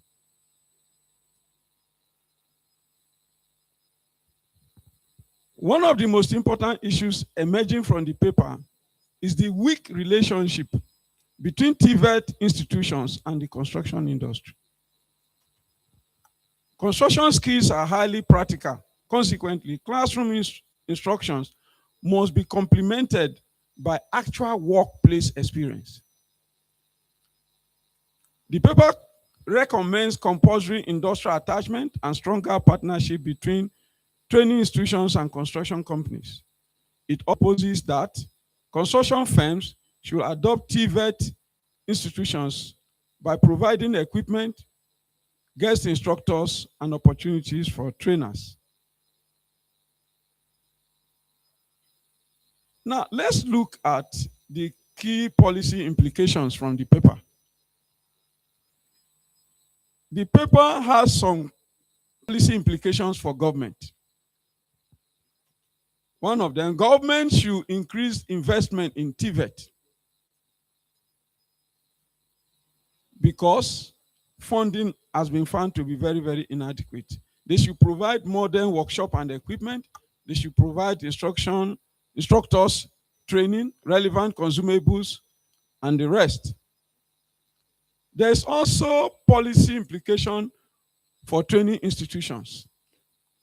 Training institutions should strengthen practical training, establish compulsory industrial attachment, and introduce entrepreneurship education. To construction industry,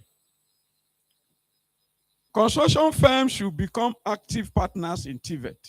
They shouldn't leave everything to just the institutions, because that is why sometimes when it is time for students to go for CWET, they don't even have places. Some of them sit down and cook reports because they don't have somewhere to go. However, we have some shortcomings that the paper ought to have addressed. If you look at the paper, you discover that it is purely cross-sectional survey.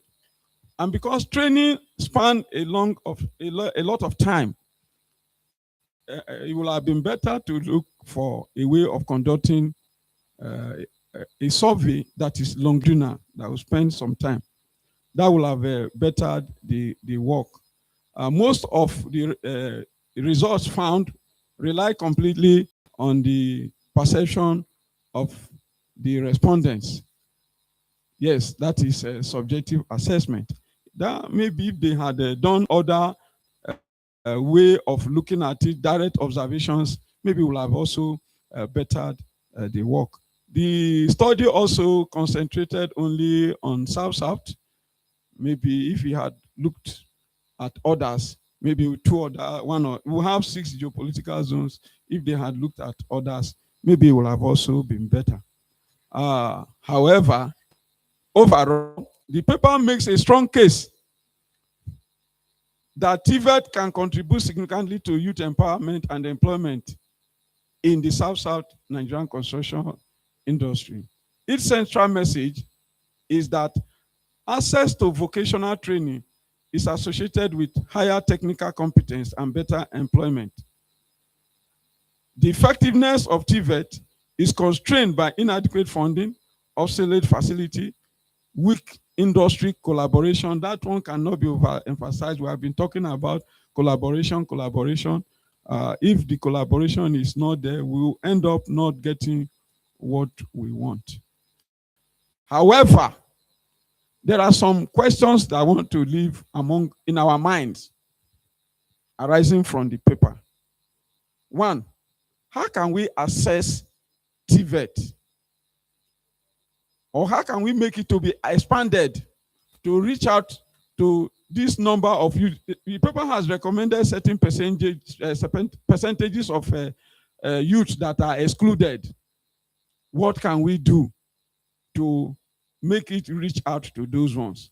How can government modernize TVET workshop and equipment?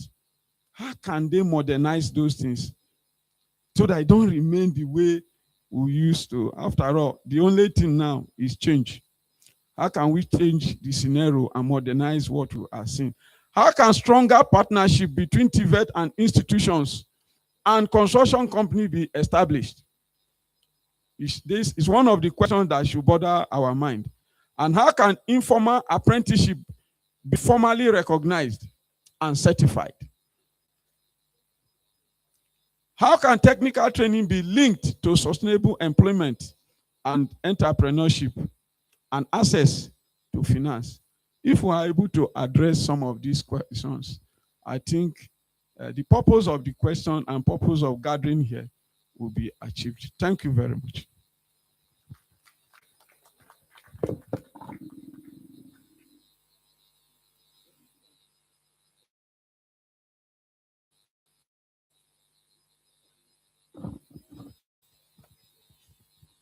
Good afternoon, ladies and gentlemen. Please permit me to stand on the existing protocol. I'm here quickly to recap on the paper presented by one of my mentors, our past president, on policy reform and institutional implementation for building a high-performance delivery system in the Nigerian built environment. One of the problem that has been observed by the researcher is a governance problem on policies and the growth due to the rapid growth in the Nigeria. For example, he made a case study of Lagos State. If I may also make a case study with Kano for a population of Dala local government area which has a population of over 17 million. And these reforms and these policies that were there in existence for the past 15 years, they are still the one presently working on, and there is no any development with respect to this. So this has created a vacuum. This has been a gap that at least we must have to look at it, where we can bridge this gap for a better and sustainable development. Number two is skills and capacity gap that has been observed by the researcher. Skills, as we all know, is what an individual possesses legally to do one or two things with his, either by the use of his hand or any other things. So the skills gap exists when a trainer does not have the necessary requirement to perform a job efficiently or effectively. So these skills will, in our Nigerian construction industry, we have been taking it in two dimensions. For example, now, we in Nigeria, we are having these challenges of shortcasing our case to most our fellow Nigerians. We also prefer a foreigner to take a work for us. For example, a foreigner may come who may even parade himself as an engineer, but what will deceive us, the moment we see his color skin, he's white in complexion, he's this and that. One of our mindset will come that he's going to perform better than our local Nigerian people in case of POP, tiling, and all other construction trade. So this has been creating a very gap, which has been disturbing the Nigerian construction industry, and we must have a case. We must have a case to make, and we must have to project this so that at least we'll have a better society, we'll have a better quality delivery, so that we will have a sustainable reforms from our system. But when we go out of the country, bear me witness, our teachers, our professional bodies have given us what we are supposed to take to everywhere. For example, just 2 weeks ago, I was in Saudi Arabia, went to visit one of my course mates during our master's program. Thank God my supervisor was here. Together with him, Dr. Isa is now in Saudi Arabia. We have been supervised under builder Dr. Baba Jambol, who taught us one of the courses that is called Productivity Improvement Strategies. Even last 2 weeks, to God who made me, we are recalling some of the things we learned from this, our elder, from this, our father, with respect to the way that guy has been performing excellently in Saudi Arabia, from a senior worker to who is now a certified consultant in Saudi Arabia, who is making in millions because of the way he has handled himself, the way he was trained in area, and the way he was performing excellently towards the development of their construction industry in Saudi Arabia. So sometimes when we come to Nigeria, we look at our fellow people, we downgrade on ourselves. But when we go outside, the talent that God has given in Nigeria is not something to play with. God has talented in Nigeria with a sound knowledge, with a very something that whatever he's facing something, to God who made me is going to deliver it best than any other person from other country. So this guy was there. He was there now for 10 years. And the way this guy is making Nigeria proud.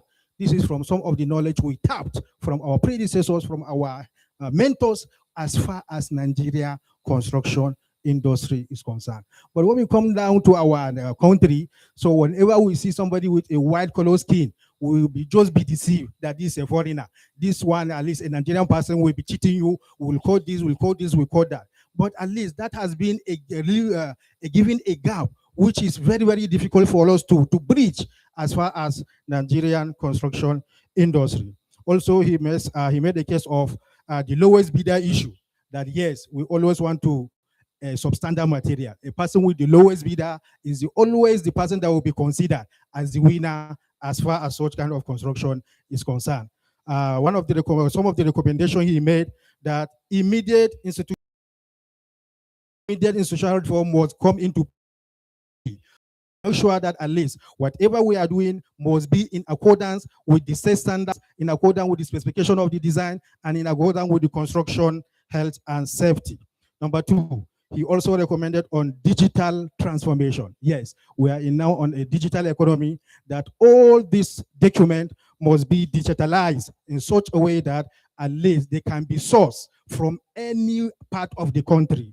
Not only that, at least they'll say you have sent your document. They say, okay, we didn't see your file today. The next thing is, at least they will look for another person who is more influential than you, who will be giving such kind of word. Co-regulatory reforms.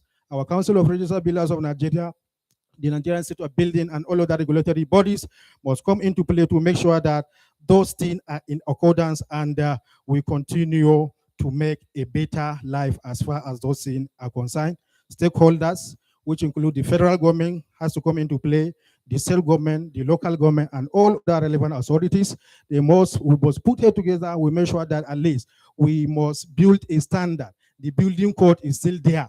Our SMM, standard method of measurement, they are still there. All other supportive documents that are there to make sure that construction quality, construction health and safety are paramount and are very, very important to our wall construction industry. No data for project and low bidder issue also was discussed. And with respect to this, these are some of the comments of which I will make as far as this great paper has been presented. I appreciate the presenter of the paper, and we make sure that at least may God continue to strengthen you, sir. We appreciate your effort. Thank you very much, sir. Thank you very much.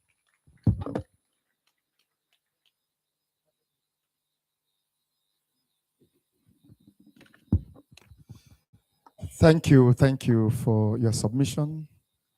You've done what, not this Napoleon, what another Napoleon could not do. Sometimes when we appreciate people for their input to the system, what we are doing is to motivate the person more, to do more, much more. And for those who are looking at such people as role models, to know that there's meaning in the regard for such people. So, Builder Didi Jambo, thank you very much. This is a positive commendation for you on behalf of all of us here.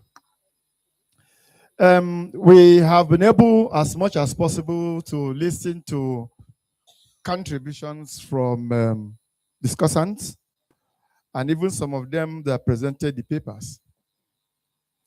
For now, I would want to request that, or rather, I'll first of all expect that some people have questions to ask as regards the submissions that have been paraded here this evening.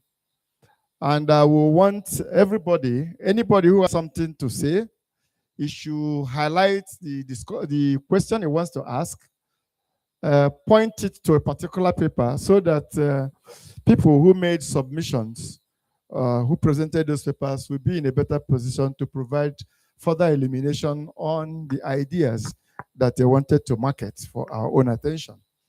We remember very clearly that why we are here is that we want to look at the prospects for repositioning the building profession, advocacy and policy, influence on housing delivery for a sustainable built environment.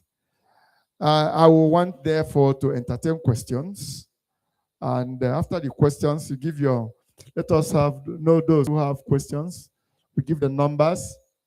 And after that is done, we'll summarize and we'll go and rest. So, questions and comments. Yes, questions and comments. So, from this row, how many people? Dr. Jambo, yeah? I give you number one, sir. Number two, who is number three? At the back?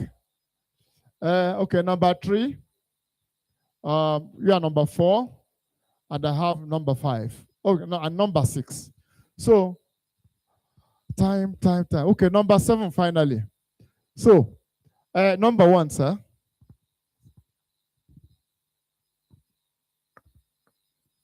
Comments, if there are questions, where is mandatory?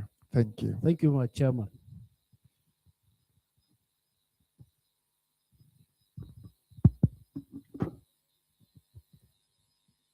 Let me start by commending the Institute for choosing such a revolutionary topic.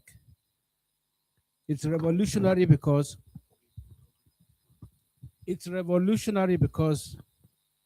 if you read that topic again, it's like we have set on ourselves a very serious task.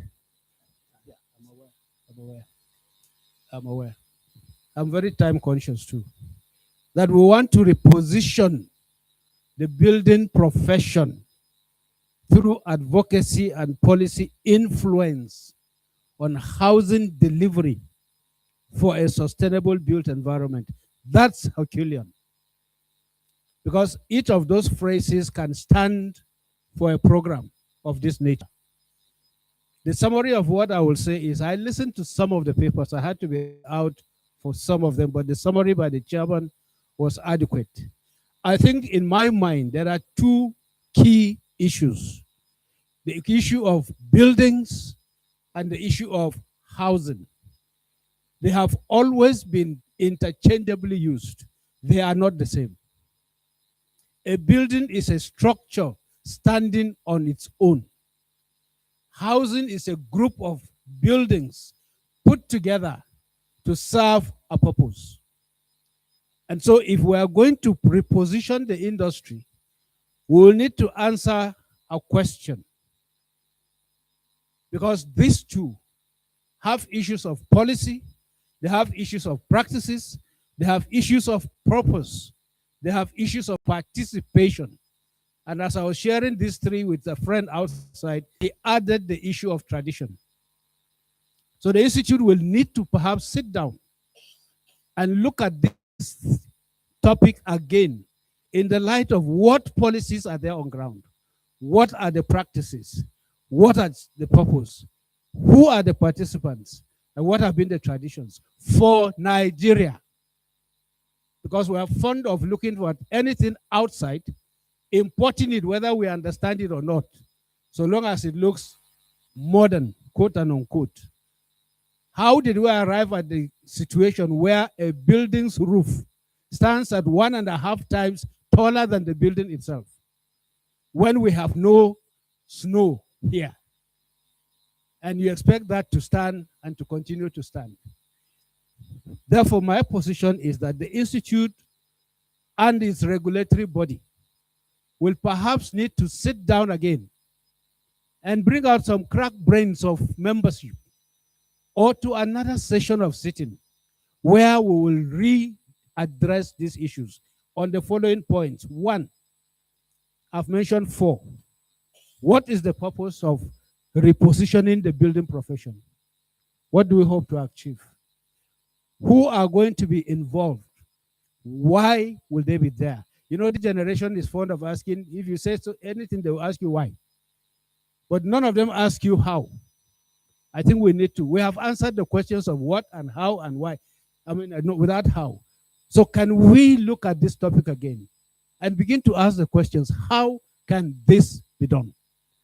I'd like to suggest that if these bodies come together, we perhaps need to look at what I once proposed somewhere, that the approach is supposed to be what I named a pitch paradigm approach, PICH, where it is participatory, it is inclusive, it is collaborative, and it is holistic.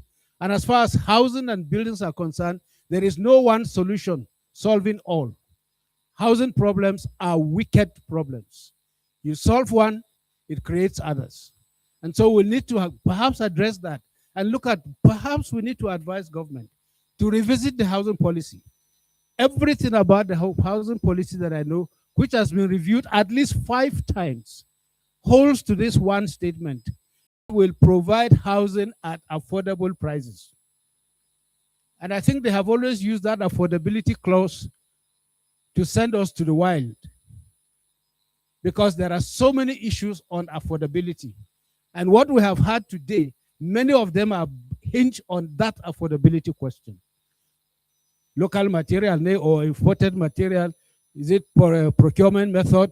Is it a shortage of this? All that had to do with Naira and Kobo. Is that all? I think we need to do some search. So if we perhaps look at it to be that it's something that must be participatory, which I think many of the papers alluded to. It has to be inclusive. It has to be collaborative, and it has to be holistic. And look at the issue of housing as a paradigm. By the time I did a work on that, I discovered that the world had had more than 70 different housing methods and proposals, and they are still changing. So I'd like to pose this to the Institute that we can look at that again, so that we truly reposition. First, the policy must change, because the policy has been faulty. Federal Ministry of Housing has more than 4 different models of housing issues, and they never delivered, because delivery is not just build and say we have finished housing. They must be in the hands of the users, and they must see how the users are using them and what effect this is having on the user, so that you have a sustainable built environment. And if we can't get that, we're in trouble.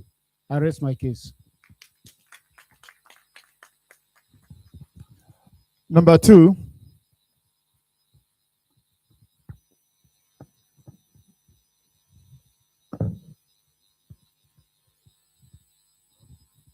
I want to be your page boy now, so that you don't waste. You don't. Thank you very much. I stand behind you. All protocols observed. Good afternoon, ladies and gentlemen. My name is Builder Kechere Isaac, PhD, a fellow of the Nigerian Institute of Building. Mine is just a question to the 4th presenter.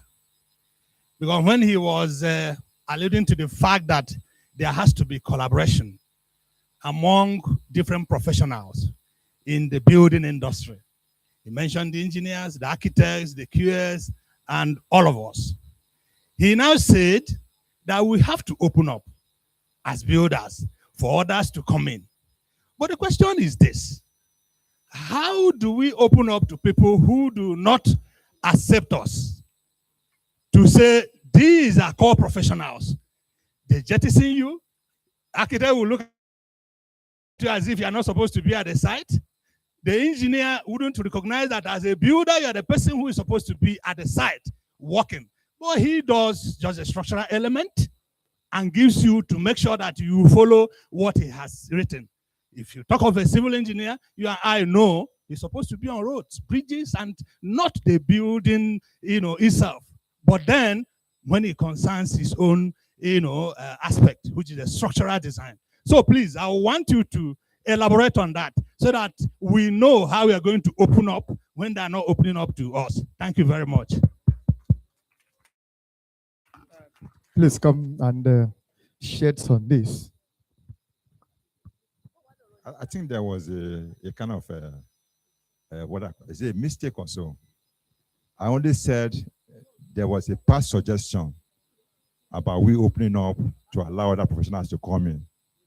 But I'm not supporting that, because the peace they are enjoying in UK today about CIOB is because they are all inclusive. The nature of our country is different from that of UK. And as such, I'm not advocating for opening up to any other professional. We have done that in the past when a president of Nigerian Institute of Architects came to me to fill the form of NIOB that wants to become a builder. You see, I'm going to tell this story because a lot of us don't appreciate what we have. NIA president came and told me he wants to become a builder. I took his form, I gave it to the membership committee of NIOB, and they gave me a technician. The man took me to the Minister for Housing to complain bitterly about his experience and everything like that. And I told him, I said, building is different from architecture. So for me, I think more collaboration is required. But like you said, they don't consider us. But we are the abandoned cornerstone that's now becoming the pillar of the house. Because without the builders, I can tell you one thing, with all modesty, this industry cannot grow. the builders were put in that position for the industry to advance. Thank you. Good afternoon, distinguished ladies and gentlemen, great builders. There is a Peugeot 307 car, Kaduna plate number DKA 864AS. You are blocking 3 cars and everybody is fuming outside. I don't want to lose more weight than I already have, please. DKA 864AS, Peugeot 307, Kaduna plate number. Thank you. My sister, don't lose more weight again. They will answer. We've had that response. And number 4. Who is number 4? Number 3. Number 3. Number 3. Who's number 3? Please come up. And number 3, are you there? Yes. And then walk up to the podium. Okay, you can talk. You have your yes. Thank you. Okay. Thank you. My name is Builder Dr. Pure Heart Ikuku. I've listened to the presentations made. I have two questions or contributions to make. Number 1 is with respect to the nature of the papers delivered. The papers sounded too academic and not more of industrial. If you look at the population we have at this August meeting, practitioners. And at the end of this gathering, we're looking at what each person is taking home to practice. We're looking at the collective mandate of building, of advancing the building profession. What role each of us have to play with respect to advocacy and enforcement. So I want to ask the question. The presentation, one of those speakers did mention that when we go to site, especially those who are into enforcement, the question would always be, who is the engineer on site? Who is the engineer on site? From all we know as contained in the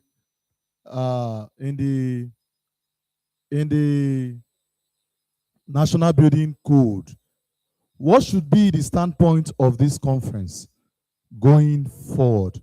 Because we are managers of production, we own sites, we are contractors. What should be our position going forward? Hello, just hold on, please. Emergency. Sorry, Peugeot 307 Kaduna DKA 864AS. They are threatening to deflate your tires, please. Please. And this is a military environment too. Maza Dala. You can go ahead. Is there? Hello, we have somebody's pair of glasses that was picked up. So it's here. If it's yours, come and show evidence that it's yours, how you lost it, and we can give it to you. Yeah, go ahead, my brother. Yeah, so first I want to know what is the standpoint of this conference as we leave here, as we return to our various construction sites. What is the sensitization, the advocacy we are selling to our construction team? Who should we ask of? Number 1. Number 2, with respect to procurement, I've had experiences where contracts were tendered, bids, tenders were called for, and then you see building construction projects. Requirements, one of the requirements is that an engineer must guarantee for that project. So I want to know from what is our place? What's our place? Because if we don't correct this, one of the presenters mentioned government policies. What is our place with respect to this procurement policy? That's 2. And then finally,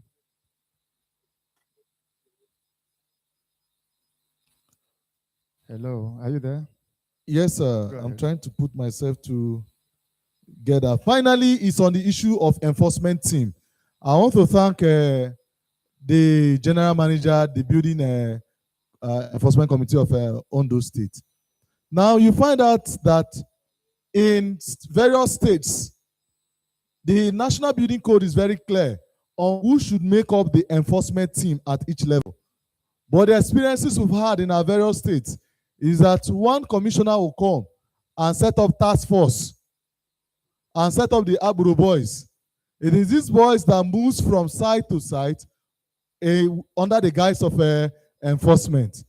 What place do we hold with respect to advocacy in this as builders? Thank you. Thank you very much. I will call on the past president to come give answer to one of the questions you've asked, and then we'll address the rest, because you raised vital issues that should serve as a take-home, and it is appetizing. I'm sure it's appetizing to many of us. Thank you very much once again. Today, at this opening ceremony, we all saw the arrays of personalities that grace this occasion.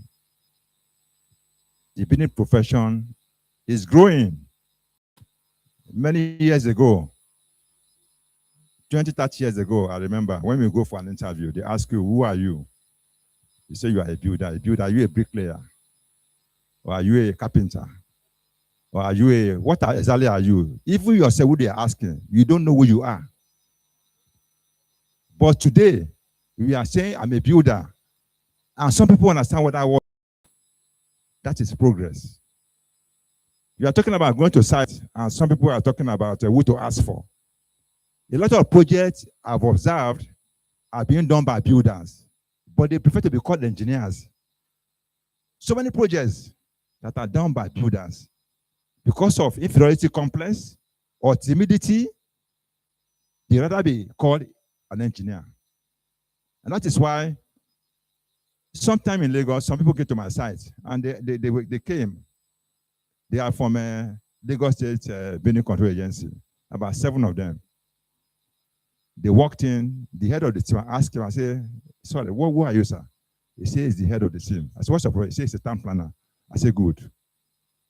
They came in and started asking for some questions. I said, is there no builder on this team? He said, there's a builder. The builder was, out of timidity, was standing outside. You see, we are the problem of ourselves. You are on a team for enforcement. You get to a site, you cannot go and ask them, who is the builder on this site? You allow another person to be asking you, where is the engineer? And you know, the building code has clearly stated it, that the builder is responsible for management and the execution of the building project and supervision of artisans. You know that. But because you are timid, you start waiting for someone to come and enforce that for you. That is one. So as a builder, you must know that you are on site, supported by law. That is the truth. If you want someone to come and enforce that for you, you are wasting your time. Number 2, you mentioned the issue of procurement. All over the world, procurement is a big business. So sometimes contracting itself is a big business all over the world, international business all over the world. So if you are expecting somebody to sit down and say, because it's a building project, let only builders bid for it, you are wasting your time. It will never happen. What you need to do, and which I am going is that as a builder, you can form a team of professionals and be the head. You must not wait for them to come and co-opt you. You can form your own, and you coordinate that particular thing. If there's an engineering project, you bid for it. If there's a road project, you bid for it. Don't sit down and be waiting for them to come and tell you, we have secured a contract to build 200 classrooms. Come and supervise it. That is our problem. We sit down and expect that people will go and get contracts and come and give to us. What stops you to put people together and seek for contracts? I mean, it's very easy. If you sit down and say you are looking for building projects in this country, you will never make money. You must diversify your specialization to involve other professionals. I mean, you went to the same school to an architect now. So I must always wait for him to come and call you. Come, give me your common certificate. Let me go and turn up for a job. Why can't you go and ask for a course certificate to go and turn up for a job? So the problem, I think, is timidity. We are a bit timid as professionals, and we must outgrow that timidity if you are going to survive in the industry. Number 2, you mentioned the issue of You mentioned something about, I've forgotten now.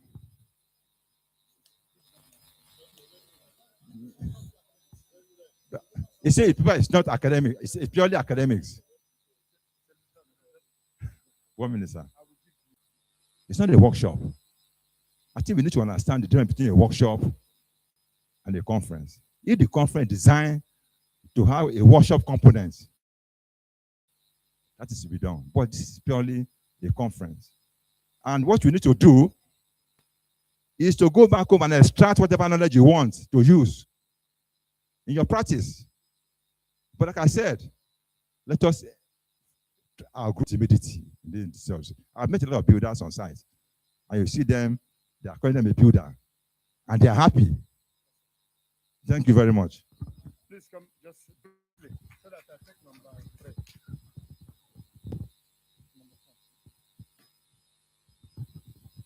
Oh, my great builders, I salute. My president. My name is Agada S.O., the first president, the first director of building, Federal Ministry of Works. I think my immediate past president has nailed the whole issue. We complicate the matters for ourselves, not the other profession. What we institutionalize in the Federal Ministry of Works is that any building project, the builder must be in it. But unfortunately, you're ashamed to identify yourself as a builder. You said engineer. So you have taken us back. From today and the head of this conference, please, you and I should be proud to be called a builder. Until that is done, you have sold all that has been done. There is a problem there again, and you can never be identified. Immediately, the past president made that statement. I said I must get up, because that is what we have been suffering. Inferiority complex is the matter. Every profession started like we started, and we were fortunate to get to the top. We were fortunate to be the directors, just like any profession. So why, in your place of work, fly the flag of builders?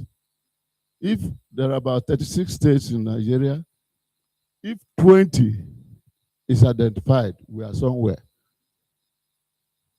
If 20 is identified as director building, and I am builder Agada S.O., wherever I go,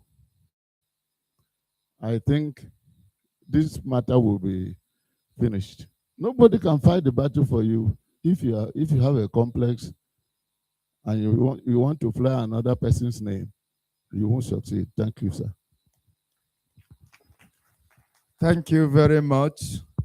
You are hearing it from the horse's mouth, the first builder, director of building in Federal Ministry of Works. Number 4. Thank you very much, distinguished builders. Okay, number 4. It's number 4. It's okay. Thank you very much, sir, for what you have said. Maybe a little thing.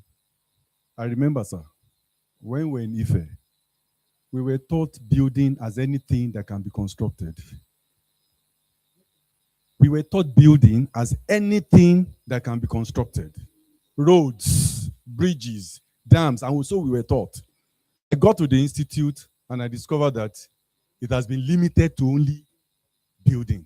And I wonder why. That is a food for thought. And I know Professor Adewahab is still alive. My question to the first speaker, I want to ask, how about the undue political influence when you serve contravention on a building and somebody from the governor's office calls you and says, "Madam, lift that contravention." How do you handle that? Okay. And then, how about the unwholesome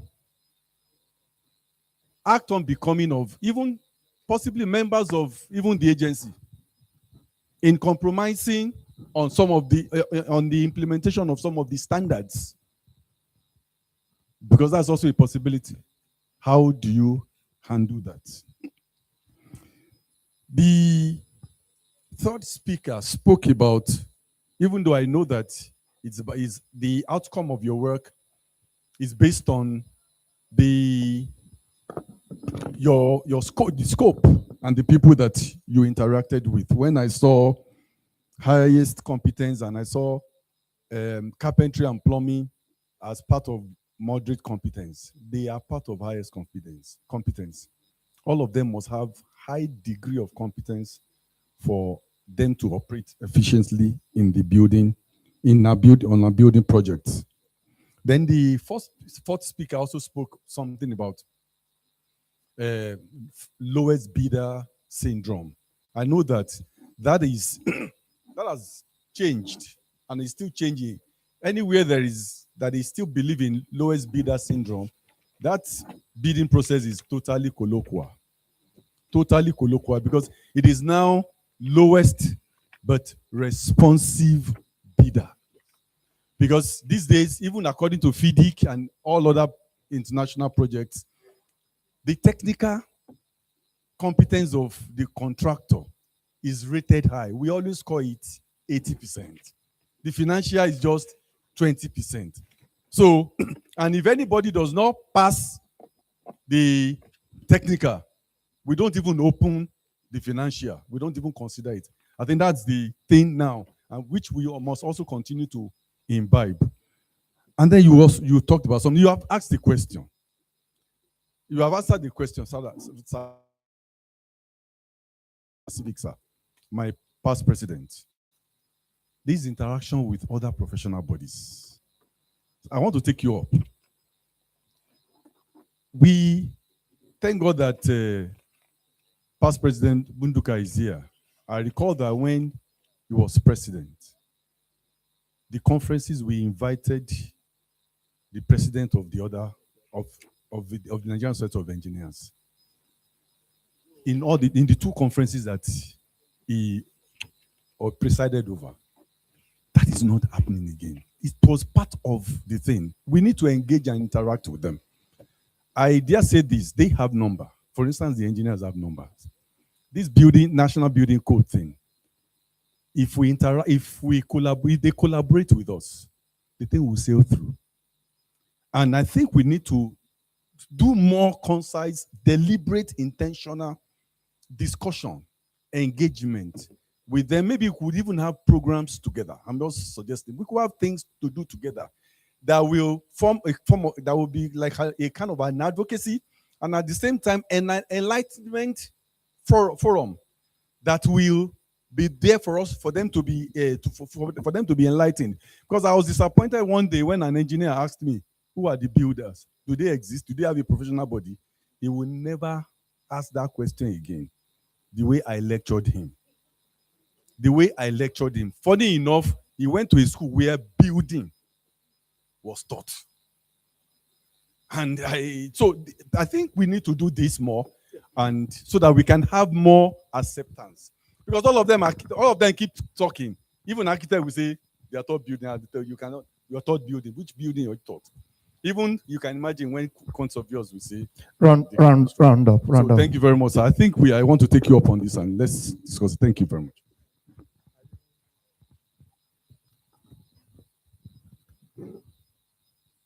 Please let us make this snappy. Yeah, fortunately, as he was speaking, somebody came up beside me who is a commissioner and interjected that he want to talk on the issue of the bidding. Thank you.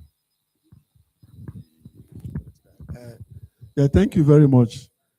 I got in and I heard the last speaker talking about political influence. Well, this happens a lot. And quite frankly, it's something that you just cannot push aside. And in fact, let me share one experience. I will use code so that I won't be taken at. A particular site was sealed in Lagos on my order. And the owner made serious efforts, getting through people. And I said, no, the position is very clear. I mean, the requirements for you to embark on development in Lagos are very clear. Your planning permits and staging authorization, which were not met in this case. And the site was sealed. The person got to the extent of reporting to my governor. And I went to the governor, showed him all the outstanding, and I said, this is serious. Continue with your job. And one day, at around 11 p.m., I had a call from the Supreme of this country on that same person. Of course, I was completely destabilized, I was even prostrating on the phone, even without nobody in my presence. So, but I still try maintaining the standard because the positions are very, very clear. And what I did was, I couldn't sleep that day. 4 a.m. the following morning, I went straight to that person's house. Okay, sorry. I went straight to his house and I told him that, Baba, today you will comply. I got the addresses of all the consultants from him. I left his house and I went to all the consultants, gathered them in my office. We sat down. The fact is that there cannot be any development without a drawing. I'm not talking of our village now, in modern city. There cannot be any development without a drawing. So the question now is that if you have those drawings that has been prepared for you, why are they not presented to the authority for approval? Why? So I got the consultant seated. I got all the drawings, called my team. We went over all the drawings and we gave a technical pass mark. The others might be beyond me, the money that they would pay. So I reported up to my principal. So my summary here is that even today, when political pressure comes, it might take extra effort from me because what it will induce on me is the fact that I will have to now go out as a way of respect to the person that is influencing me. I'll go to that person. I have instruction to assist you. I will not assist you if you don't comply. But for the fact that I've approached the person, I've shown that I've now bring out the drawing, we'll do normal assessment. The fact is that 1 + 1 is 2 everywhere in the world. So if your drawings does not meet the requirement, it cannot be approved. That's why we operate on what we call real estate. If I live there 500 years to come, because now is e-planning. Sky, you recall. So whoever is approving as an officer, as a town planning officer or vetting officer, the GM is here. Their name is stamped on that drawing. Whether you are the architect that vetted the drawing or the engineer or the planning officer that eventually approves, your name is there. So you can be called to query anytime. The laws guiding that approval is very clear. Where you need to have 3 meters setback by the side, where you need to have 4.5, where you need to have 6, they are clearly stated in the approval order. So you as an officer, if you append your signature and your name, you can be called to order anytime. But the important thing is that, and I have never done it, you can ask any of my officers. When somebody will come and I'll call the officer, okay, just, no. The officer has done the right thing. That's the reason why we engage him and we employ him to be in that position. So you cannot come in as a higher officer and overload distorting the system. That is not wrong, and you can be held accountable. What is best to be done is to call them and get them to do the right thing. The drawings to your officer, the vetting officer and approval officer in your office, everything is perused and approval is given. At best, what will probably happen is that what could have taken maybe 4 days could be done under 3 hours, something like that. But we are under the system that 1 + 1 must always be 2. If a drawing does not befit approval, you cannot, as any officer, overrule and grant that grant approval. And no, I talk authoritatively of Lagos, no officer in Lagos will ever be punished for doing the right thing. No. No. The maximum that may happen is to fast track the time. Anytime we have business of building collapse, for those of us in this, is always a stain to us. And the positions are very clear. What constitutes or what leads to building collapse? We went out now, we are just talking of a particular building that people change the use. When engineers are designing their structures, there are load ratings depending on the use of those buildings. So if you change the use of those buildings, it has consequence on the building. For example, if you go to, there is a place in Lagos now, Ebutemeta or Yegbo area. This originally supposed to be a residential area. But today, you have people that have taken it over as warehouse. And you enter a place, or maybe on the second floor, and you have engines, car engines, 4 engines stacked on one another. If you check the weight of one engine, maybe 80 kilo. Before we have 1.5 kilonewton as UD load. That's going beyond that load. Because 1.5 is putting 3 bags of cement. So if you now have 4 engines, 80, that means you have exceeded the load permissible in that place, and it has consequence. It goes down to weaken the structure. And don't forget,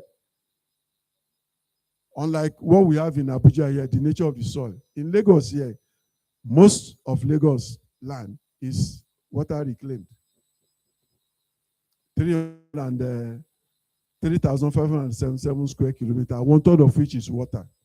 Anthony Village today in Lagos, those that knows Lagos, in the 70s, 72, 73, you go to Anthony Village with boat. Lawansing today, in early 70s, you go there with boat. You can't go with trouser. That is Lagos for us.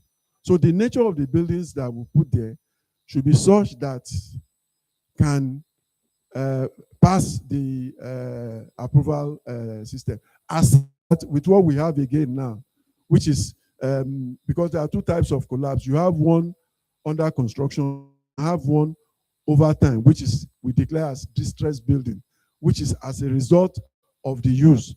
And that's why in Lagos now we have a 5-year duration of reassessing the approval that we've granted, the certification that we've granted, and whether the building was put into proper use to still maintain that status, which is assessing the structural integrity of that particular building. So my advice to my brother is that, please, do not bend the rules. The rules are expected to be met. And it's such that if you don't follow it, you can't detach yourself from it, because as officer in charge of that place, it carries your name.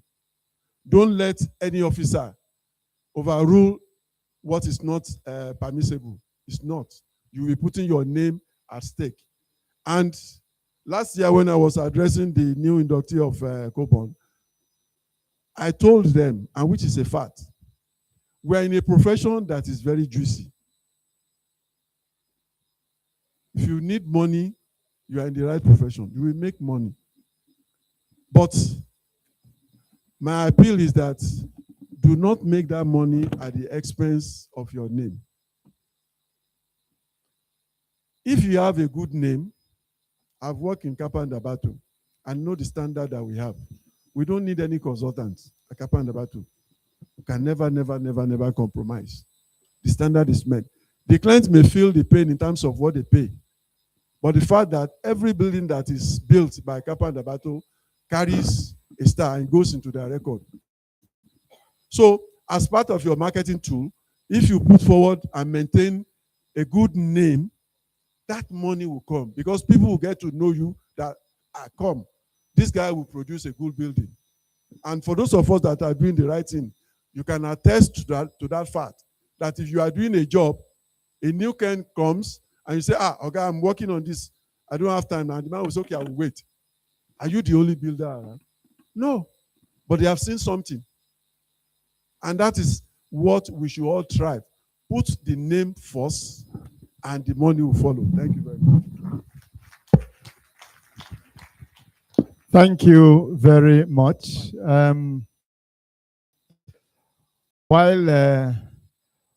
I don't know whether the number 5, are you Number still? 5. Yes. There's somebody from this side that said he has something to say. Has he gone? Thank you, sir. Please, I'm more interested in our tech home.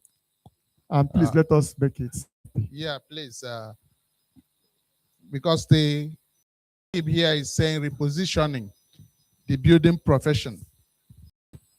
And it's talking about advocacy and policy influence.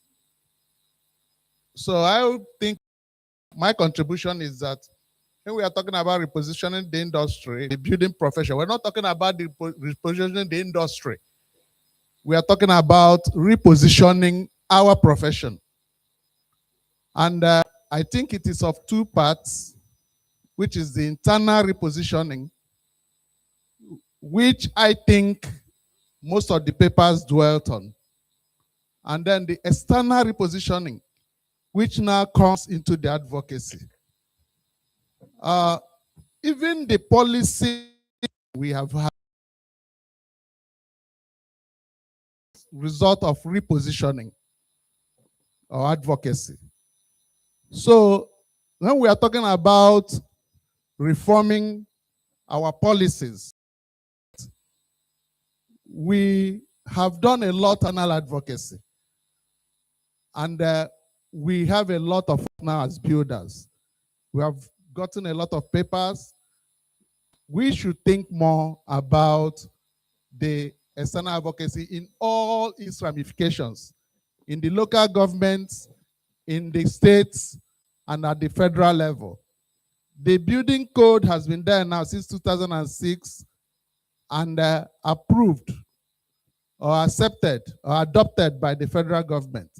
But it's still trickling little by little into the states. And the pace is not too high. So I should pray us, the people that are here, I'm happy with the Lagos State and Ogun State in what they are doing. I think we should extend more to advocacy in all other states, and especially at the federal level now, so that the people we have at this echelon can help us, so that before maybe the next election comes up, let's see if the National Building Code can have its place rightly. Thank you very much. Number 6. Number 6. Standing on already existing protocol and builder Dr. Ndidi Blessing Ihama. Now, this addendum to what he just said. The third paper talked about strategic advocacy. And I've looked at some of the questions raised, concerns raised, and what we have responded to. Someone asked, is this merely a research work? I know that so many movements start from a paperwork, but beyond that, part of what we have talked about earlier, we said some builders do not present themselves as builders. Those are the things we can do on our own. We can easily go out and begin to speak about it, just like we do in Catch Them Young and the rest. But then I saw something towards the ending of the third paper where the presenter had roadmap for advocacy. He had things like phase 1, the foundation, things that will be done in 2026, phase 2, the penetration 2027 to 2028, and then the enactment in 2029, 2030. And I'm asking, what he has said looks perfectly okay. Now, but what do we do as an institution to advocate this? Are we waiting for government, or are there some things we say from now? Every state, when you go back, do the baseline research. What works in your state? Maybe start your campaign, intensive media campaign, and then begin to enact. Someone just, the last speaker said that building code has been accepted to a degree anyway, to the best of my knowledge, but has not been implemented in some states. Lagos State talks about how it has been implemented, how much they work. But that is when someone is rightly placed, like our brother is rightly placed and can stand his ground. But if you come to other states where you don't have someone at the apex, how do you get these things done? So when we're talking about strategic advocacy, what are the things we need to say? This is what we are to do, this is what is expected, so that when we do appraisal, evaluation of what we have done, we can say, so far, this is where we've got to. Thank you. Number 7.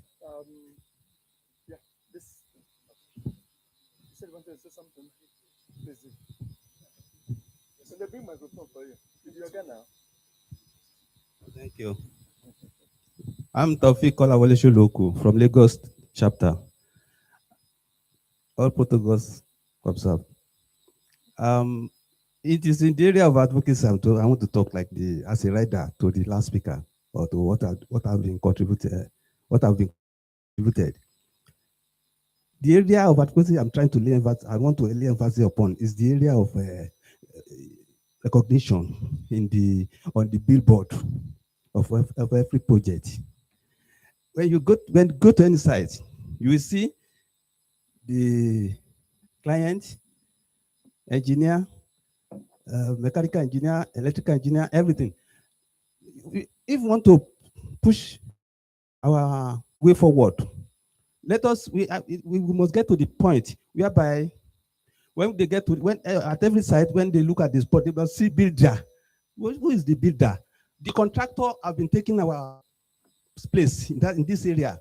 There are many, how do I put it? Business people who establish hospitals, but they must employ qualified doctors. So the same thing applies to clear issue of a contractor. When we have contractor, we must get bidder space there.